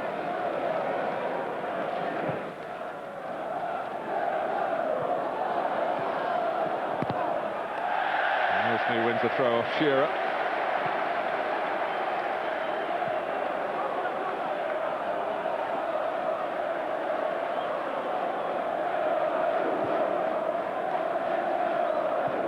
Well, the manager was defiant in his interviews with Jeff Shreves pre-match what his ambitions were for this football club here at Highbury, Martin, and I think his players are putting down a marker today that the season after the midweek results is far from over.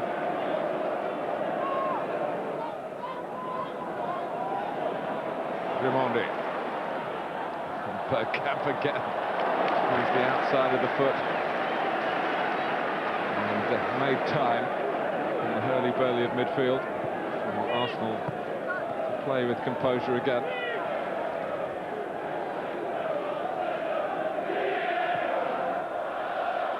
That's taken Oleg Luzhny by surprise. Anthony Adams. Now you're entitled to be a bit rusty. One game in 6 months, I guess.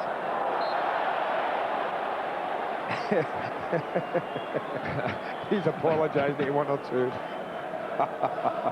He's the one who needs the apology. Unless you say that wasn't his target. No.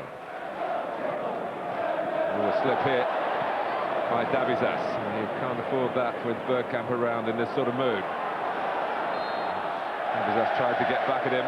For a ton of time, Nikos Davizas today, Martin. Bergkamp's ability on the ball has just been too good for him. A wonderful example that you don't always need pace. So much is talked about in this league about pace, pace, pace. But Bergkamp has shown today that if you've got skill, ability, quality, then a little lack of pace ain't a bad thing.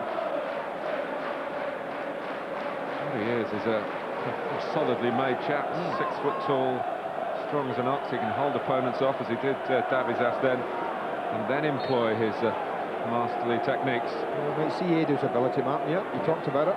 Here it goes.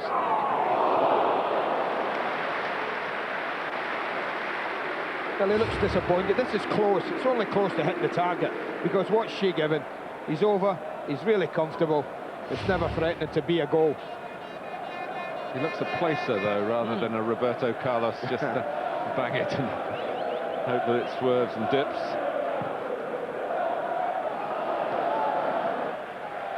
It wasn't far away from Edo's attempt to place it into the top corner. I think what the Arsenal manager has now, though, if he wants the chance to give 1 or 2 a game, I'm thinking Francis Jeffers, who's been out such a long time, Kanu, he wants to give 1 or 2 now. With just about half an hour to go, a little rest, he can start thinking about doing that at 3-0, Martin. You can't often do that in a football match, but he's probably got that up his sleeve if he wants to use it.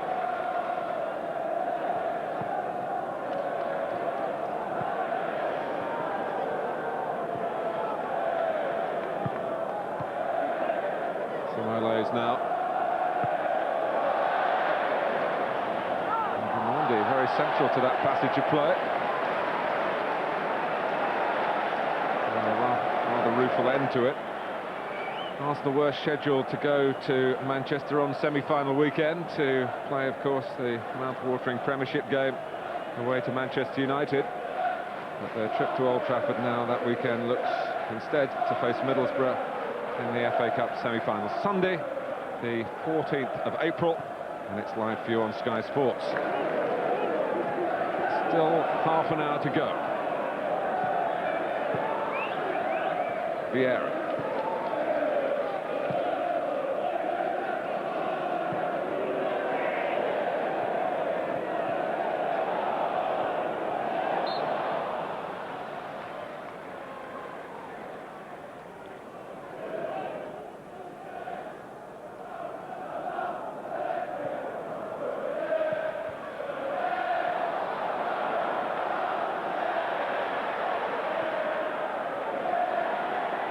Bergkamp, 1 of 5 forward for Arsenal here. Ljungberg. Oh, back post, Vieira, wide open. Ljungberg gets another try. They don't like to stand it too often, do they, Arsenal? Luzhny, he keeps it short. Bergkamp lifts it up. Vieira is there where he's been waiting. But it hit Aaron Hughes. Luckily for Newcastle United. Well, when you need someone to spot a pass, Ljungberg didn't. It's no surprise that today Bergkamp's the one to do so. And he dropped it right on the money. Not so sure if it was hitting the target, but it had to be blocked. No, don't think it was.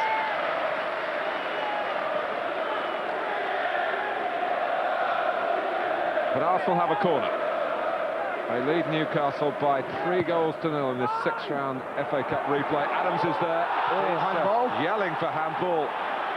Ryan Rennie's turned away from the episode and is concentrating on Ashley Cole's defending here. Well, I don't think he could see it, because I think it hits the left arm, if anything. I think it's Distan, is it there, 24? He certainly looked to bring the arm down towards it. Worth a shout, and Tony Adams certainly shouted. As I say, I think Uriah Rennie was outside the box. He wouldn't have seen that. He would have been relying on help from his official on that far side. Grimandi.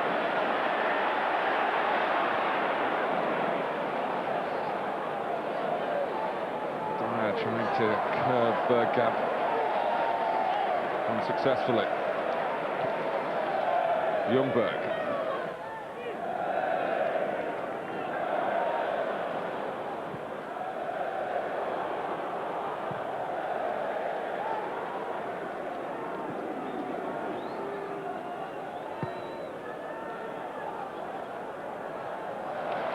Nicely done by Ashley Cole, who's fitted in snugly on his return after a short appearance as a substitute in midweek. It's good news for Arsenal and for England. Bergkamp, here comes Ljungberg.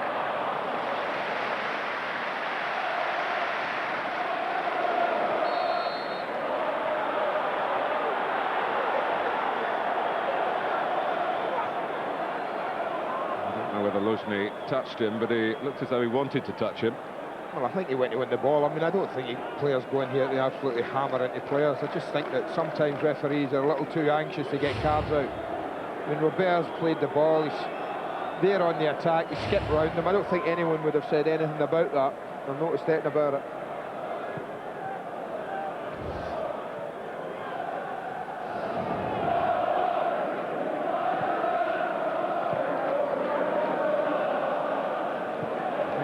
If Arsene Wenger's team are going to back up the manager's words and get some silverware at the end of this season, the discipline's got to be spot on, and it has been a question mark levelled at Arsenal. There are 12 red cards already this season.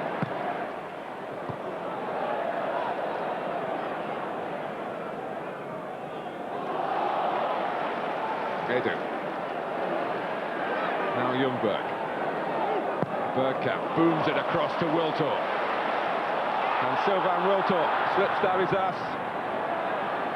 And all credit to Laurent Robert. He certainly defended with a willingness then, and he needed to for Newcastle. Yeah, shouts for penalty, but no, the referee's absolutely right there, just to dismiss him. Dyer.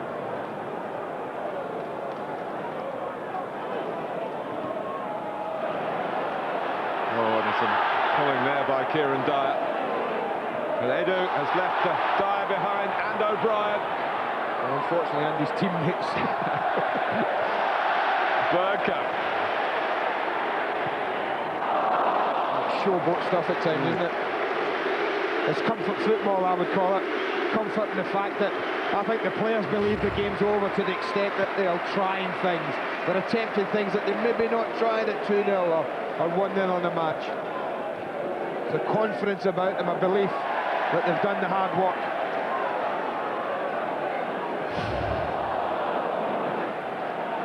Well, we've seen Newcastle this season come back from 3-1 down at Leeds to win. They did have the buzz of Craig Bellamy then. I don't think it's entirely coincidental that they've had a bad month without Bellamy. Cunha. Now Shearer. Carl caught far post. It's a chance for him. And well saved, Richard Wright, who's had precious little to do in the second half. Yeah, we often talk about Alan Shearer's quality in wide areas, and that was it there. He's one of the best crossers of the ball in the country. Lovely ball, good header, good save.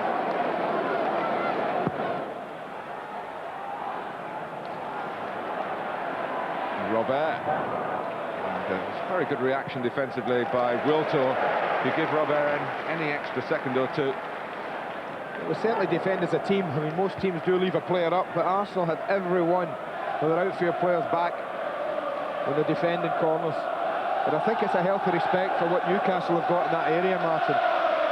Set plays.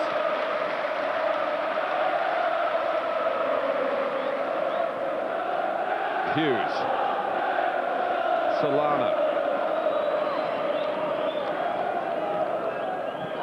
caught, encouraged by almost getting a Newcastle name on the score sheet. Vieira thought he was away then, but he had fouled Dyer.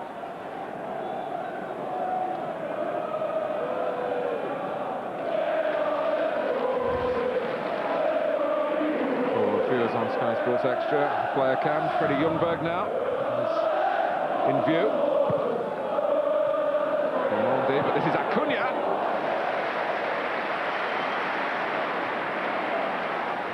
It's very crisply struck.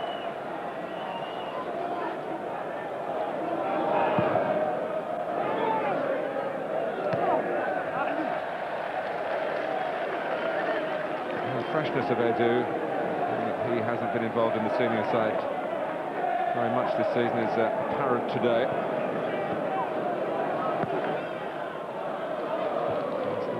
Their injuries, but they do have a very big and talented squad. One or two who you might not have heard of in the youth side as well, like Ali Adier, a young French striker who was the key man in the youth team. There's Jermaine Pennant as well. And of course there's Francis Jeffers. There's much more to come in Arsenal's colours for him. The £8 million signing from Everton, the so-called fox in the box that Arsene Wenger was looking for. Wilton back for Bergkamp. Ljungberg coming in from the far side. Edu, who might be the player to go off and with a chance to sign off in a spectacular manner. That was the old right peg swinger. Not the control there that we normally see on his left.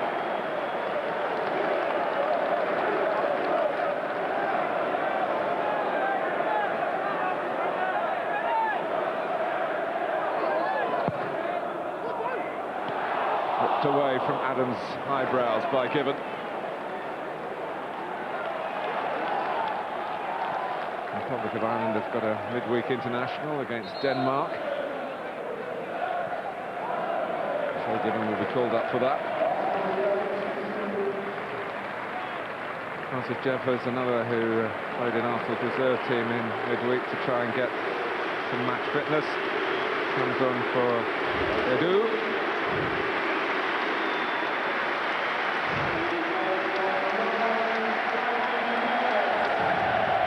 Pleased to see him, the Arsenal followers. They would like to have seen more of Francis Jeffers at this stage of his first season.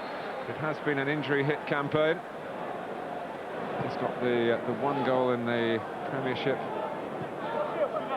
against Bolton here.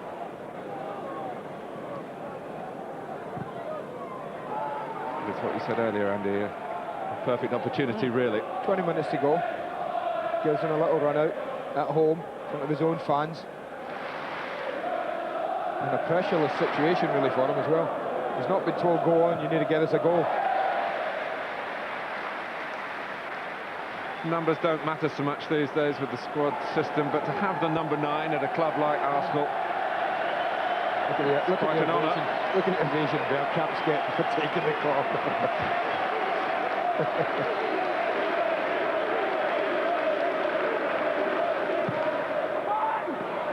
Over Campbell this time. Sol Campbell, the one Arsenal scorer in the second half, getting in a Bergkamp free kick after Pires and Bergkamp himself had scored within the opening 10 minutes of the first half. Only for Pires to depart after 25 minutes with a worrying-looking knee injury that appears not to be as bad as one first thought. Arsenal will certainly hope that that is the case.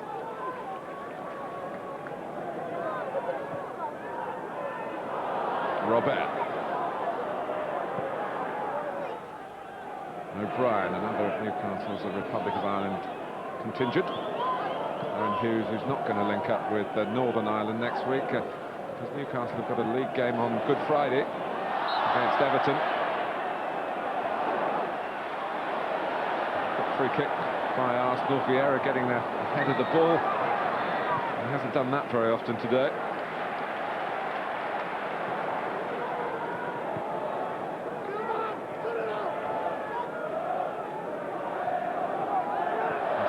To that Aaron Hughes situation, Sammy McIlroy's shown a lot of understanding for the the difficulties of Bobby Robson.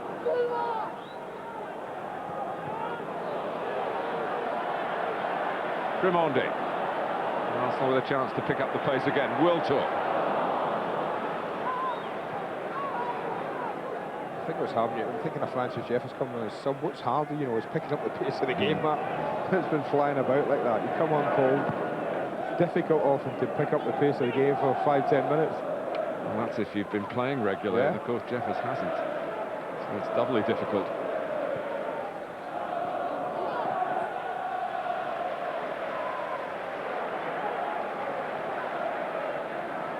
Well, it looks like they brought Freddie Ljungberg over to the left-hand side, Wiltord right, to allow Jeffers to play alongside Bergkamp.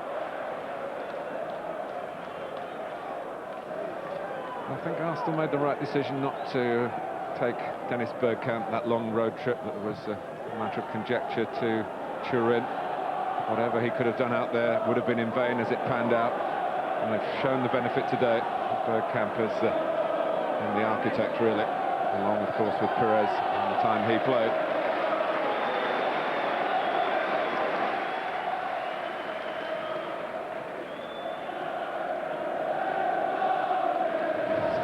Cup football for you tonight from Scotland. Ayr United against Celtic, Sky Sports 1, 5:30. And on Channel 433 tomorrow, Channel 433 Premiership plus a pay-per-view offering Liverpool against Chelsea, 1:30.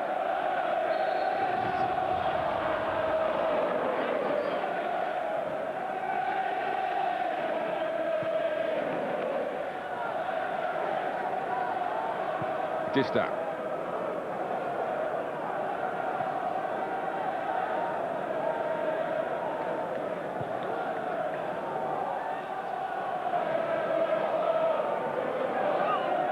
O'Brien.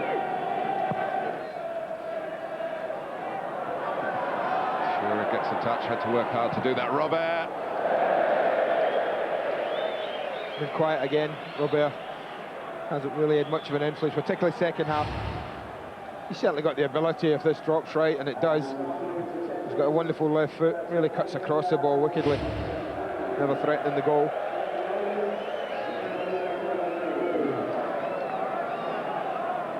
Very reflective, Bobby Robson. Could be a double whammy for Newcastle this weekend. Should Chelsea win at Liverpool, Newcastle will drop out of the top 4 in the Premiership. Well, I think that's a major concern now for Bob. He's picking his team up, Martin, and driving them on till the end of the season. It's been such a wonderful, wonderful season so far for them. But just the last month has brought, well, more than one painful defeat. This might be another one, certainly looking that way. And then Bobby's got a big job there of picking his players up. Mistake by Ljungberg, it might have bounced off his shin. Maybe fooled by Acuna's step over. Robert. Acuna tries again. Looks offside. The flag is up. We had to just peer to our right to make sure. He certainly did. Seemed to be in an offside position. Carl Court planted the header away. The other one here is Ashley Cole at the back post. Does he drift in? I don't think he did. No, they've got a pretty good line. You can see Tony Adams. He just leaves Court in there. That's all the experience. Court offside. Yeah.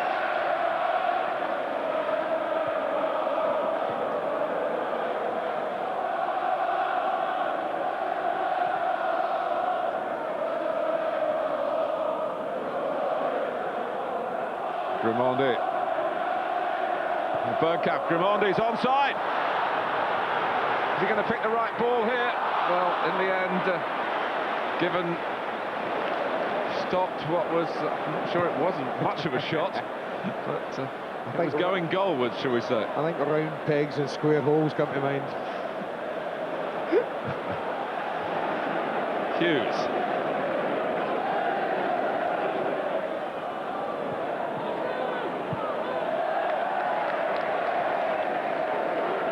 He's played with great gusto since he's come on, Gilles Grimondi. He always does such a professional job for them, Martin. You know, I think that's a testament to how they feel Edo's progressing, though, that when they leave Grimondi out for big games, You know, every time they had a problem, he would always be in the team beside Vieira, wouldn't he? In the middle of midfield, he's the one who dogs it all out, gets his tackles in. But they've left Edu in the side in that central area in recent weeks.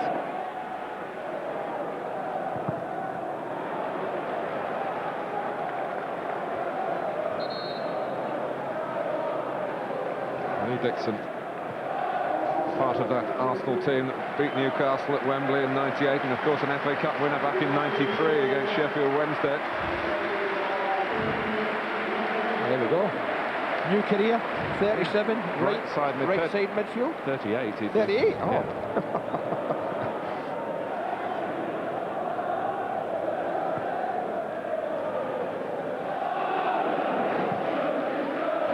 Lundberg gets under hit by O'Brien, and Hughes has got to do some chasing back, which he does so willingly. Bergkamp. Distin's a lucky boy. Stepped out late. Almost caught.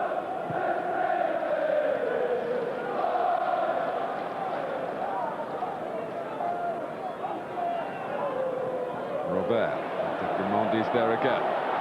Bergkamp trying to stay on side. Jeffers jogging forward as well. It's Bergkamp who's got the ball. Jeffers makes his move again.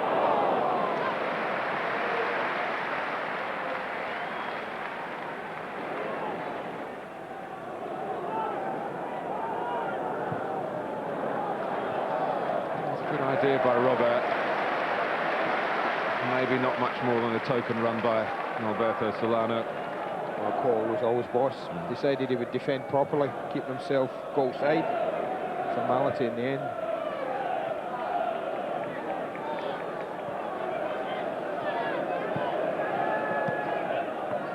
It's a little plus for the England coach who's been watching Ashley Cole back in the side and playing well.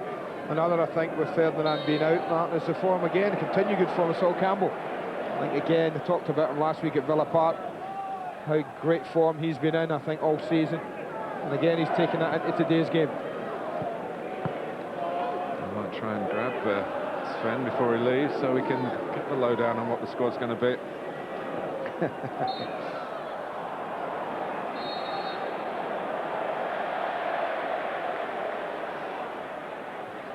Acuna, like most South Americans, not frightened of the physical side of the game.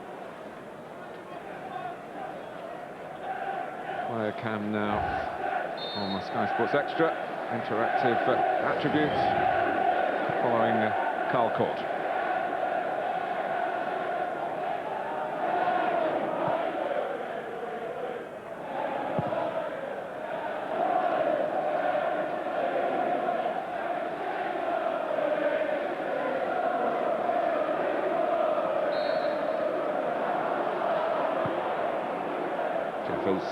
Interrupting the progress of Davizas unfairly. Acuna. It's misjudged by Hughes. Bergkamp absolutely bewildered that that wasn't given a handball. Here's Dyer. Solano did well to get his head to it. Caught. Go back to Hughes if he so chooses. He hasn't. Solano, but they spurned a simple ball, and there was a chance of a cross, and I don't think Shearer was best impressed in the centre. Ball might come in towards him now, but Solano has other ideas. Dyer. Acuna. He was offside. George Graham will be pleased with this. Arsenal getting a few good offsides here. Well, Tony's back in the side, so yes. He was well schooled by the man in our studio. I think it was an important introduction of Tony Amsterdam, Martin. If there was any Arsenal player feeling a little bit sorry for himself, a little down in the dumps after what happened in midweek, no sign of it. Adams wouldn't have allowed that to happen, and he hasn't. He's been bullying people, he's been encouraging people. He's just been doing what he does best. He's been a captain.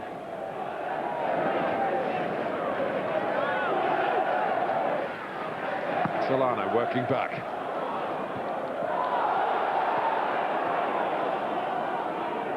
Dyer.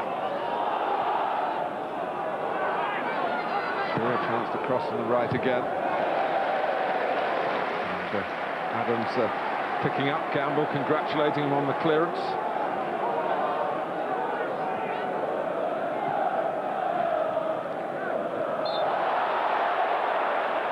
It's another offside.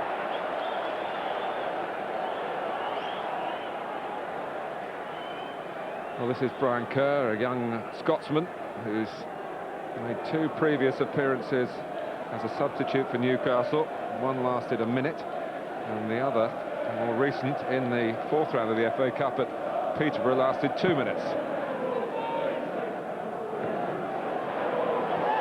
Jeffers. Lee Dixon's made a darting run forward from the right of midfield, the opposite flank. Not really lending Jeffers any immediate support. No rush, no need to. Game 1. And that's what Bobby Robson feels now as well.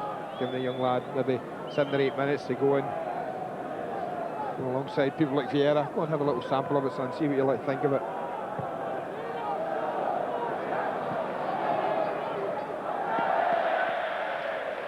Rather sums up Newcastle's day. Is it Dyer who's going to go off? It's not going to be just one change, actually. Luar is there, and Robbie Elliott as well. So we'll check these through for you.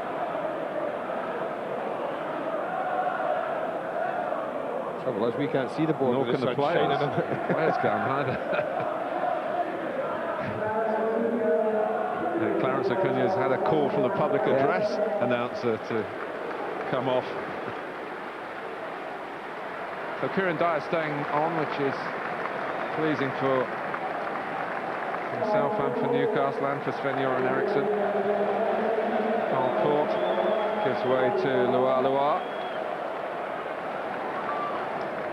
who's now an international player, played in the African Cup of Nations for the country of his birth, Congo, formerly Zaire.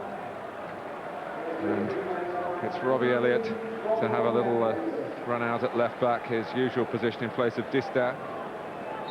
Getting on for 5 years ago now, Elliott scored the winning goal in a Premiership game here for Newcastle against Arsenal in his first spell at the club.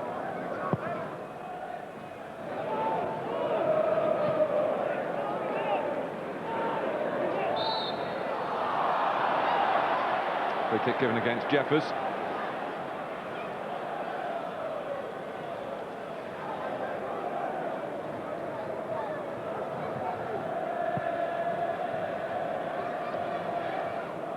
Dyer wanting the ball.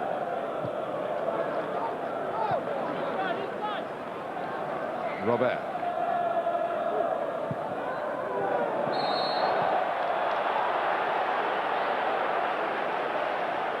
And Shearer looking suspiciously across at the assistant. They're giving him the stare. The flag up again. Might have been Luar, who just drifted in ahead of him. Most of those half dozen offsides have happened in the last 10 minutes.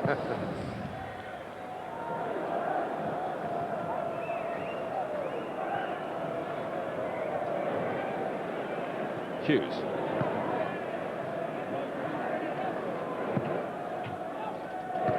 All the fruits for Arsenal today came in the first 10 minutes. And they scored twice. Some nervy times after that until Sol Campbell headed in early in the second half. And from then on, Arsenal have looked pretty much in command. Dabizas. Certainly they've traded some space at times. Richard Wright made one save that he'll be particularly proud of from Carl Court. Called upon there because Adams won that aerial duel with Shearer.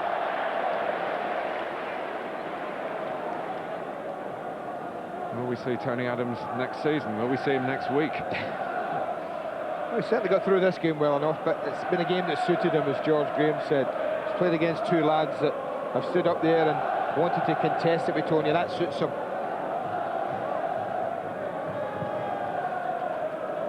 Maybe movement, quick feet, and amongst them it might, just at times, take a bit of... Well, not get used to it, he's used to it, but just take a bit of catching for Tony now. Of course, he's got to play for his place when Martin Keown's fit again, which will be reasonably soon. Sol Campbell has really grown as an Arsenal player over the, you might call the middle third of the season. Only two difficulties at the outset with injury. There's Adams again. The longer he's out, the slimmer he seems to become. That's not usually that way around with players, is it? It never used to be, no. Solano. Shearer. All drifted over Campbell.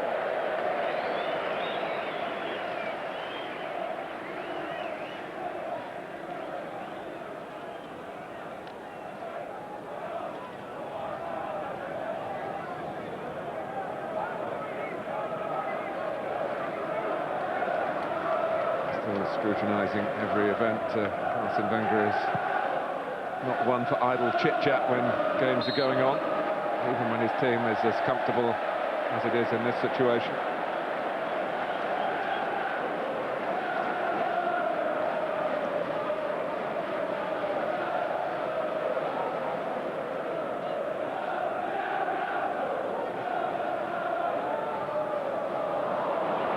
It's Bergkamp giving it away. Vieira winning it back. Adams precisely to Vieira. Dixon still trying to work out this midfield role. I think that was his first touch a couple of seconds ago.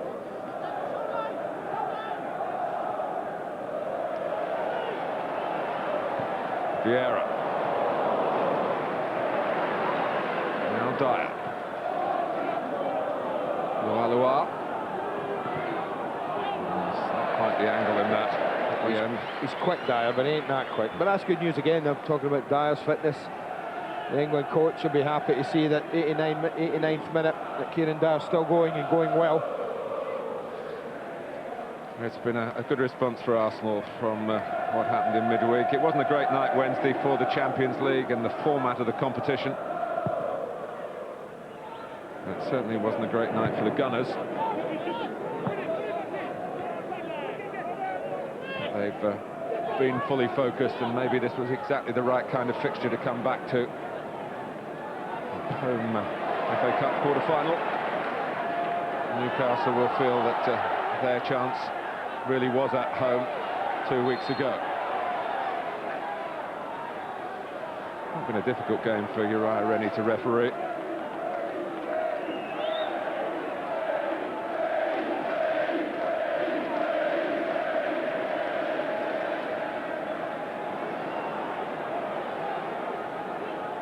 Kerr.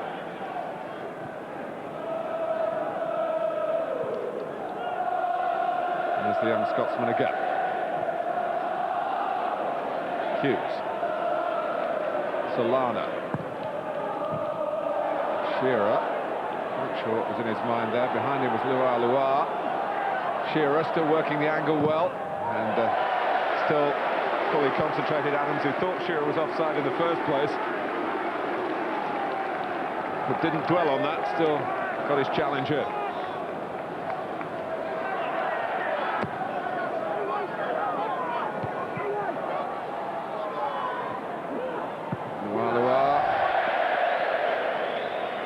Just thinking George Graham's a pretty good tip. So I sat in the studio before the game. He says, "You know what I fancy today? 3-0.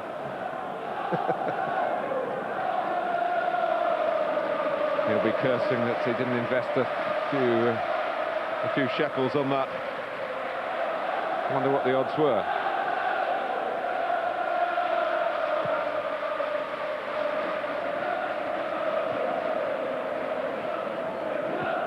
Ljungberg.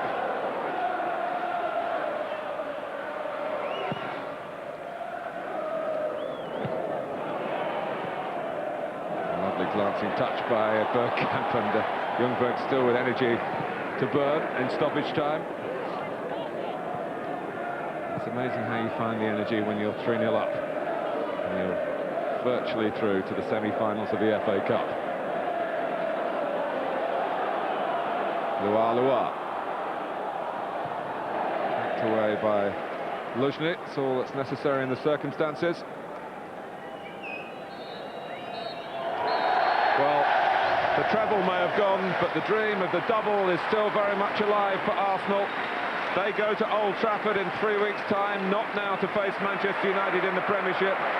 That will be moved on to later in the season, but they will meet Middlesbrough in the semi-finals of the FA Cup. Dennis Bergkamp, a major influence today, a scorer of Arsenal's second goal, a taker of the free kick that Sol Campbell headed in for the third. Robert Pires got the first. Tony Adams has been back in the grand manner and is leading the appreciation of the supporters from the players' point of view.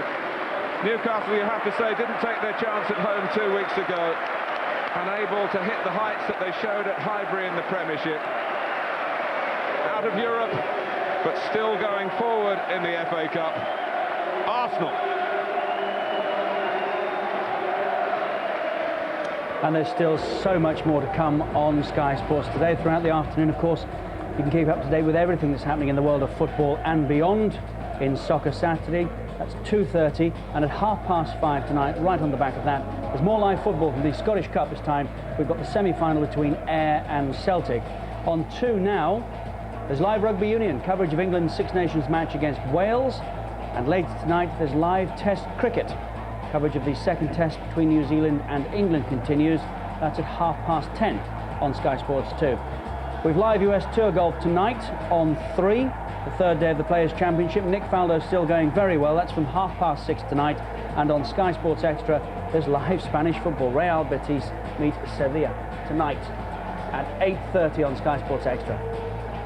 Man of the match? Well, we'll reveal the identity of the star here when we come back. Arsenal through to the semi-finals to meet Middlesbrough. All the reaction comes next.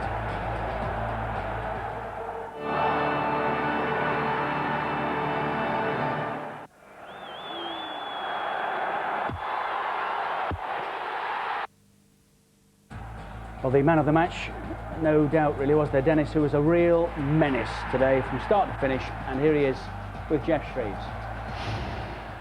Dennis, is that the perfect way to respond to the disappointment of going out of Europe? Yeah, definitely. It was another big game, of course, within 3 days. And we started well.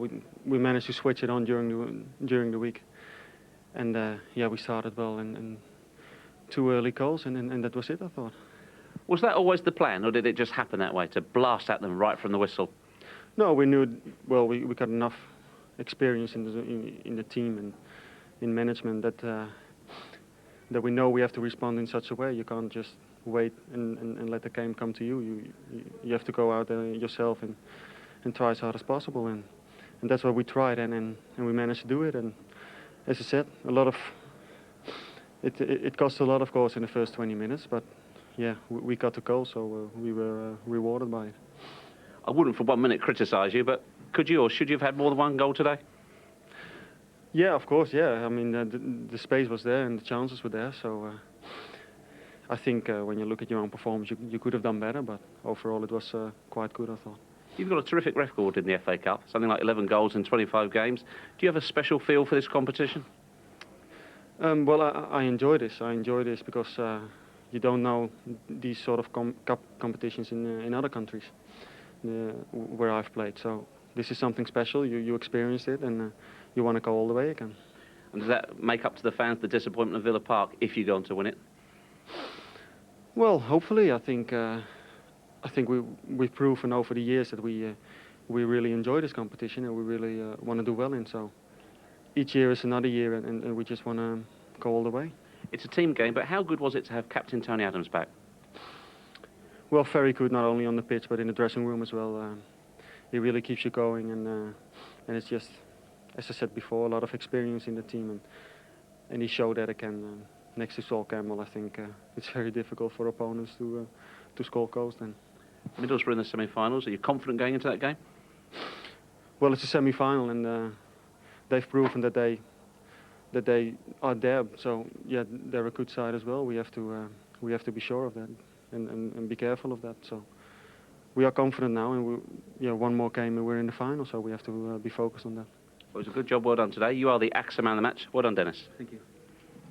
And into the semi-finals for the 4th time in 5 seasons. Is there a belief about Arsenal, do you think, that, or a desire perhaps, that's a better word, to get back to the final and get their hands on what they felt they should have won last year? Yeah, I don't think there's any doubt. I think they were the better team overall last season, even though Liverpool won. And I think today was important for them to bounce back as quickly as possible after having that poor result during the week in Europe. There must be a few Highbury fans leaving, scratching their heads, wondering what on earth happened midweek when the team didn't perform there, and yet they came out here and were majestic so quickly. I think the first 15 minutes, 20 minutes, I think the tempo to the game, especially the passing. I mean, this is 4 passes, you know, starting with Tony Adams, and it's a goal. Just 4 passes. So they've gone from one end of the pitch to the other in 4 passes and scored the goal. So the tempo to their game, to their passing was excellent. 1 minute and 2 seconds on the clock. Newcastle had touched it 8 times in football, and it was in the back of their net. Yeah, and again, Pires, it just shows you how valuable he is to the team. Scores goals, he scored a great goal today and also assisted in the second goal. He didn't finish the game, of course, he was carried off. We await more news, but it would appear that the news is good, that there is not a major problem with the knee that he's landed on. Well, he's having such a fantastic season. As I say, he's my man of the season for Arsenal. And it just comes up with important goals and assists. And that was 2 inside 10 minutes from Dennis Bergkamp. Yeah, Dennis actually could have got 3 or 4 today. Had 2 tremendous efforts against the woodwork, both curling shots. And I think he had another 2 or 3 efforts on goal. Now, having gone 2 down, Newcastle United started to play. Chances here for Andy O'Brien, shortly for Alan Shearer. If one of those goes in, it makes it a different game, doesn't it? I think that was the best chance with Andy O'Brien. To be fair to Newcastle, 2-0 down. They didn't pack it in or collapse. This was a good effort by Alan Shearer. On target there, that's a goal. But they didn't collapse. You know, they kept plugging away. They had lots of possession 20 minutes prior to half-time. But when you've got that much possession, you definitely need a bit of help. You need a goal badly to put you back in the game again. And when Arsenal scored right after half-time, well, that was the game finished as far as I was concerned. 3-0 up. It's too much to pull that back. That was the point that Robert Pires... It was the way he landed, isn't it? Finished with this game, yeah. And initially there was good feelings about the injury, but we're hearing now perhaps not as positive Arsenal as they were at half-time when we heard. Dennis Bergkamp wanted a penalty. What was it? No. I think a better penalty's got to be a lot clearer than that, and I think it was such a challenge that both of them went down. Not a penalty for me. Play was Bobby Robson's instruction once they turned around at half-time. This was a good save. Playing. But that was an excellent save. Good effort by Lundberg. Again, who's having a good season for Arsenal. Likewise, Given. You know, he's been outstanding for Newcastle this season in goals. 4 minutes into the start of the second half, the Gunners made it 3. Yep. Was over then? Finished? It's finished. Good run by Luzny here. Got the set piece. Tony Adams and Saul.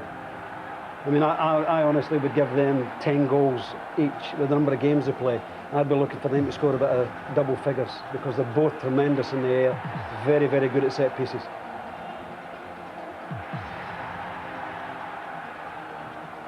And how did you feel for Newcastle at that point? Who really, as we said, they just needed just a glimmer of hope. Yeah. And it could have got worse. Well, you're playing against easily one of the top teams in the country with the experience and the world-class players that Arsenal have.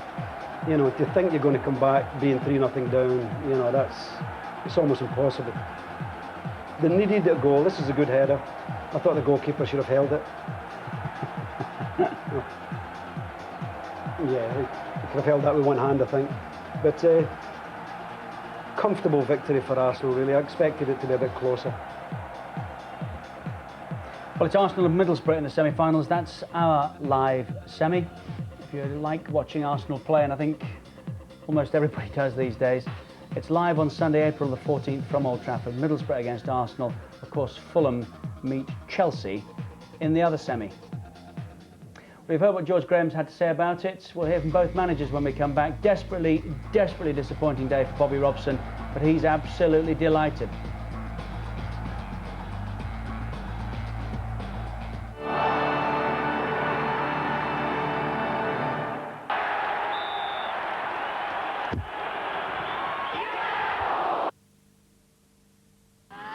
This Sky One Sunday from 6, it's The Simpsons with a brand new episode at 6:30. What's the longest anyone's ever done this? 3 years. Fine. Not the final frontier, but a new series for Futurama at 7. Are you okay? I don't know. I'm trying to move my feet. And from 10, it's the feature-length finale of Temptation Island 2. I saw you going in a room with a guy and get in bed. A great evening lineup tomorrow from 6 o'clock, Sky One Sunday.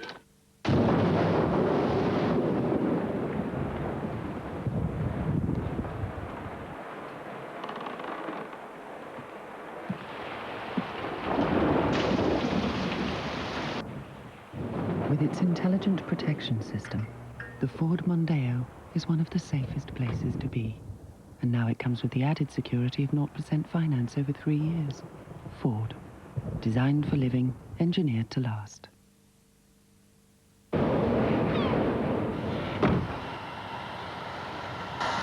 thought you'd like to try something new. Oh, never tried that before. Oh, it's a bit naughty. Oh, yeah. You like that, don't you? I love it. Now your turn. Oh, that's good. Oh, that is really good.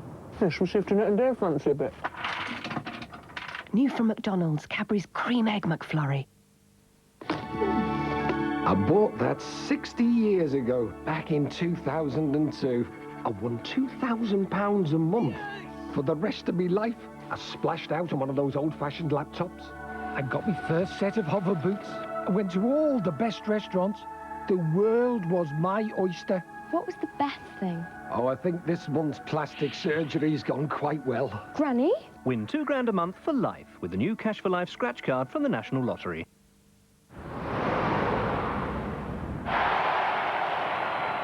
And welcome to the crucible of quavering emotion.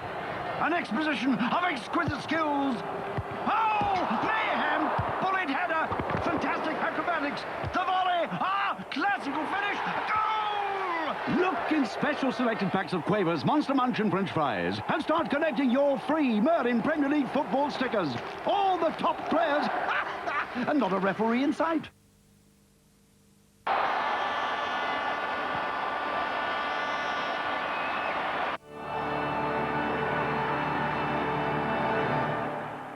Not much joy midweek, but all smiles today for Arsene Wenger. His team are through to the semi-finals, and here he is with Jeff Shreves. Arsene, I would imagine for you there was much to admire about your team's performance today. Yes, once again we responded very well and had a quick start, and the boys were magnificent for 90 minutes. Great desire, great fighting spirit, and after the 2-0 we suffered for 25-30 minutes and didn't allow Newcastle to come back, and second half it was all us. We could have scored more, but overall I'm very happy with the performance, of course. Was the most important goal the third goal? Certainly, because it killed the Newcastle spirit. They knew it was over with 3-0 and it was a big goal. All the goals were important, but for us it was as well important to start well today. And but of course the third goal killed the game off. Robert Pires played a big part in the first 10 minutes, then he limped off. What's the latest news on him? That's the bad news of today's game, is that we could lose Robert for a while because he twisted his knee, and of course it's very sad. The physio said he was up and about and on his feet, but are you slightly wary after what happened to Gianni van Bronckhorst? I'm worried because his knee is swollen, and that's not a good sign usually after the game, and he can't walk properly, so could be out for a while, and we hope we get him back very quickly, but the first signs are not too good. In the FA Cup, you seem to have decided with Richard Wright to play in goal. Is that a policy decision right the way to the final? Well, he's a great keeper, and I decided to give him a run as well. When the keeper never plays, I think he goes down, and he needs competition to keep sharp in training as well, to have a target, and I decided a while ago to give him a run in the Cup, and in fairness, today he was brilliant. So as far as you're concerned, as long as you keep winning in the Cup games, he will stay in goal? Well, it's not decided. We go from game to game, but I think he's a great goalkeeper, and he's unlucky to have such a keeper as David Seaman in front of him. But of course, he has shown that he's one of the best keepers. What did you think of Tony Adams' return? He was great, worked hard, of course, it was very good in the air. It's the best I've seen him physically for a long, long time. And in the first half, he had one or two balls where he was a little bit, you could see what he needed the games, but overall, it was a brilliant performance. It's the same as Ashley Cole as well, for having been out for 7 weeks, did very well today. When we spoke in the week, you almost bristled with anger when we suggested you might end up with nothing this season. When you see a performance like that, does that underline your belief? We have a great belief, yes, and the way we responded today shows that my belief is shared with the team. Thank you, Arsene. Well done. Thank you. I wouldn't want to say out for the season, but do you think that there is a possibility they may have lost Pires for this season? All depends how the knee ligaments are. I mean, who knows, until he probably gets a scan on it in a couple of days' time, probably Monday, then they'll probably know a lot more. But immediately out for a while, that is a big blow, isn't it? Well, you know, just looking at it, you're guessing right away probably 3, 4, definitely 4 weeks. That's if it's not too serious. I mean, if it's more serious, you know, you're going to miss him with a fantastic run at the end of the season. But there are others coming back. Ashley Cole today, Tony Adams today, Dennis Bergkamp right now. Yeah. We said right at the start of the programme, showing form as good as ever he has here, in your opinion? Yeah, but he's been used superbly. You know, they're playing Henri and Viltord quite a lot of the games, and probably Dennis was a bit upset to be left out of a number of matches, but at that time he's resting all the time. So now he's coming back with that lovely enthusiasm that you see at the beginning of the season. I mean, the way he controls the ball and he handles the ball, it's, you know, it just has a love affair with it. You know, and it's fantastic to watch. They say he's one of those that has to be right. The slightest little niggle, the slightest imperfection, and Dennis's mind then is not right. Obviously, at the minute, he's in good shape, isn't he? Yeah, well, if you're talking about if you can get 15, 20 games out of Dennis a season, you know, you're talking about top quality games then, and you're talking about games that he actually wins for you, you know, in vital matches. And it was like, as Arsene said today with Tony Adams, he's just come back. You know, Tony only needs to play about a dozen games, but those games could be very, very important. And today, perfect game to come back. Never really broke sweat. Just came through the game nice and steadily. Here's one for you. Bergkamp or Cantona? Well, both outstanding players and very influential players. Cantona, very influential in a key period at Manchester United, and Bergkamp here the same. I mean, he's been an idol here, and now he's been played a lot less, but just as influential. Thierry Henry is also available again, having completed that 3-match ban. He's on the pitch behind you, just going through the motions, keeping himself, and has been ticking over. Played, of course, midweek in Europe, but available now, crucially, for the run-in. But that is, Richard, that's why, you know, they're one of the best teams in the country. Look at the squad. You know, just talking about players, and you didn't mention Canu. They've still got Canu to come back yet. So it just shows you they can carry injuries without major problems, and that's why they're up there. They've got such a fantastic squad of players. Arsene Wenger also told us right at the start of the programme that he is 100% sure that Arsenal will win the league. That's a very confident, a very bold statement to make, isn't it? Yes. Might he be less so now without Pires for a couple of games? Could be, but it's nice to see managers so positive. And Arsene, in his first season at Arsenal, won the double. And I would think he's got another little suspicion they might do the same again this year again.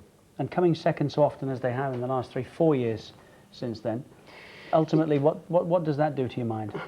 Well, first of all, he won the double, but he won the double when Manchester United were arguably the best team in Europe, you know, for 3-4 seasons. And they were just fractionally better than Arsenal the past 3 or 4 seasons. So unfortunately for Arsenal, they've just came in a period of time that Manchester United were a better team. And hence, they picked up the championship more often than Arsenal. So what's happened? Have United come back, or have Arsenal got better to close the gap? No, I think Arsenal have just picked up some fractionally better all-round players. So they're adding to the squad all the time, and they're just inching closer and closer to Manchester United.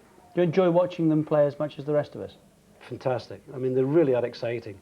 And they have these spasms in the game, you know, like the first quarter an hour today. I mean, it's just breathtaking.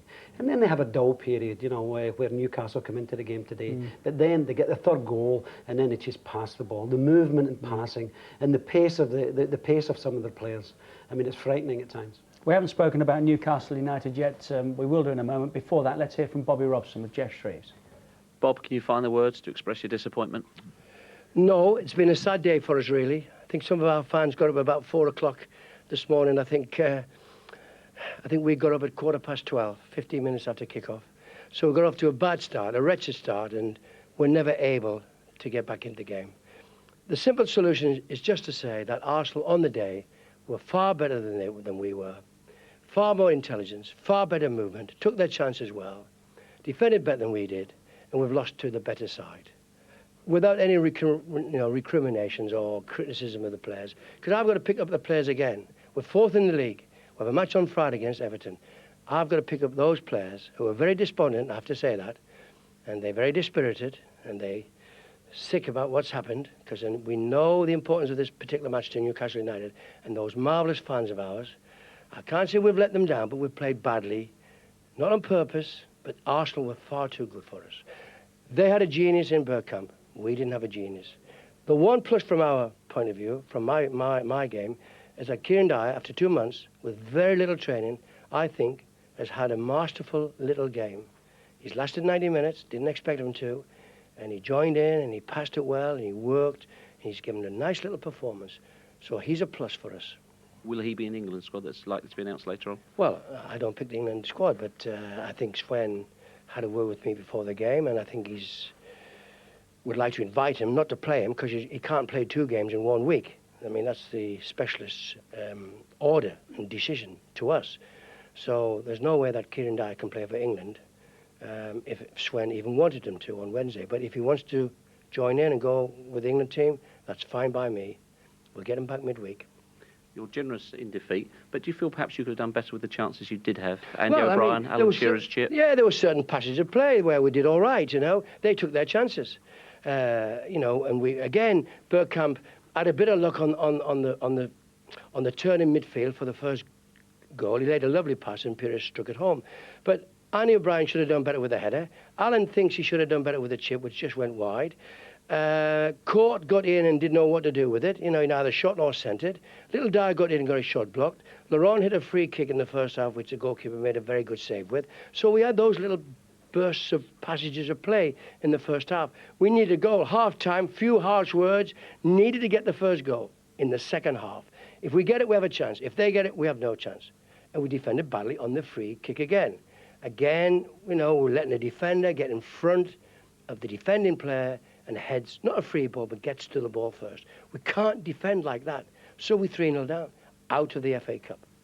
It's been a really rotten March for you. I'm sure you'd be glad to see the back of it. How do you go about lifting those players now? Well, they said, you know, the Intertoto Cup might towards the end of the season just, you know, hit us. We hit the wall. Maybe we have, I don't know.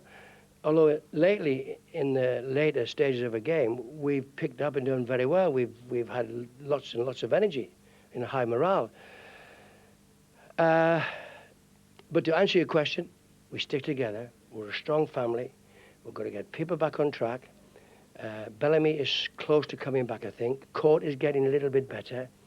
We've got to rejuvenate everybody, get a self-belief about the whole team again, about a self-belief of our style and the way we're going to play, and get the flanks, the 2 flanks working. Laurent Robert, again, didn't let us down today, played very well. I was happy with his performance, but not happy with 1 or 2 others. But that's the way it goes sometimes. You've played 45 games this season. You think you might have hit the wall. Have you got enough depth in your squad as well? Is that the difference between a club like yourselves and Arsenal? Well, you've got to remember, today we had Bellamy out, Speed out, McGlenn out, and JJ out. We had 4 big players out. So we're all right until, you know, to see the end of the season out. We won't be going into the transfer market. We'll go with what we've got. And my answer to you would be, yes, we have sufficiently good players and sufficiently depth of player to see the season out without a problem. It would be a travesty if you ended up with nothing this season, wouldn't it, Bob? After all the effort. Yeah, after all the effort. And to be fair to the players, I'm not happy with the players today, but the way they played for us from start to finish, they deserve a lot of credit. They put us where we are, you know, which is 4th in the league. We've got the last day of the FA Cup. And Arsenal are ahead of us. We want to be where they are. That's what we're heading for. So they had more intelligent players on the pitch. They had better movement than we did today, and we've got to match that. For us to be where Arsenal are, we have to improve to that degree. But we wish you good luck, Bob. Thank you. Just wonder, it's an interesting point he makes about the Intertoto Cup. Players are missing, granted, but have they hit a wall? Has that had an effect on their season? Well, if you enter in the Intertoto Cup, you've got to actually, your season starts a lot earlier and you're playing a lot more matches. I remember West Ham getting off to a flyer a few seasons ago after they did well in the Intertoto. But usually around between Christmas and Easter, you know, you played a lot of games. And if you don't carry the squad, you know, then you begin to struggle a little bit. But it was nice to see the manager, you know, answer, you know, after a 3-0 defeat with a lot of dignity. And I just hope that they finish in the top 4 and qualify for the Champions League next season. What about this theory that some players find the 12 o'clock kickoff difficult to deal with? I don't know why it should be. I mean, the players train every morning at 10 o'clock, so I mean, they've got an extra couple of hours in bed this morning, haven't they? Absolutely right. Absolutely. But you get nothing less from Bob. Always very honest. He said, we haven't let our fans down, but we didn't play. You can sense the disappointment. Yeah, as he said there, they had a few half chances, what I call half chances. But when you're coming up against, you know, really world-class players, you know, like Bergkamp today on his top form, you know, there's no substitute for that. But who would have expected Newcastle, you know, to be challenging, you know, at the beginning of the season for the championship, getting into March? I mean, they were top of the table in the beginning of March. In the quarterfinals of the FA Cup. So those fans have got a lot to be proud of, and especially as a manager taking over a team, organising them very well, good team discipline, wonderful team spirit, and that's got them where they are. So I just hope they can stay in that top 4. Who motivates the motivator? Who gets Bob going tonight when he gets home and it's a bit quiet and it all hits him what's happened here today? Listen, Bobby's what, 68, 69? I mean, you know, he just loves, it's just part of his life. It's just a way of life with him. And he'll pick them up again. The Chelsea win tomorrow against Liverpool at Anfield, as you well know, it's a pay-per-view game. They don't keep 4th place, do they, if Chelsea win there? So no, it's going to be very exciting. I mean, you've got Leeds United, you know, resurrecting their season again, 2 good wins. So they're desperate to make a challenge for the 4th spot, along with Chelsea and Newcastle. So it looks as if those 3 teams, obviously Newcastle have got the points in the bag, but it's getting tighter and tighter. Not that we wish them any harm at all, but we would like to see Newcastle finish 4th. Well, fantastic support, and 52,000, you know, every home match at St James's Park. They're a fantastic support up there. Thanks for coming. Pleasure. Enjoy the game tomorrow as well. Thank you.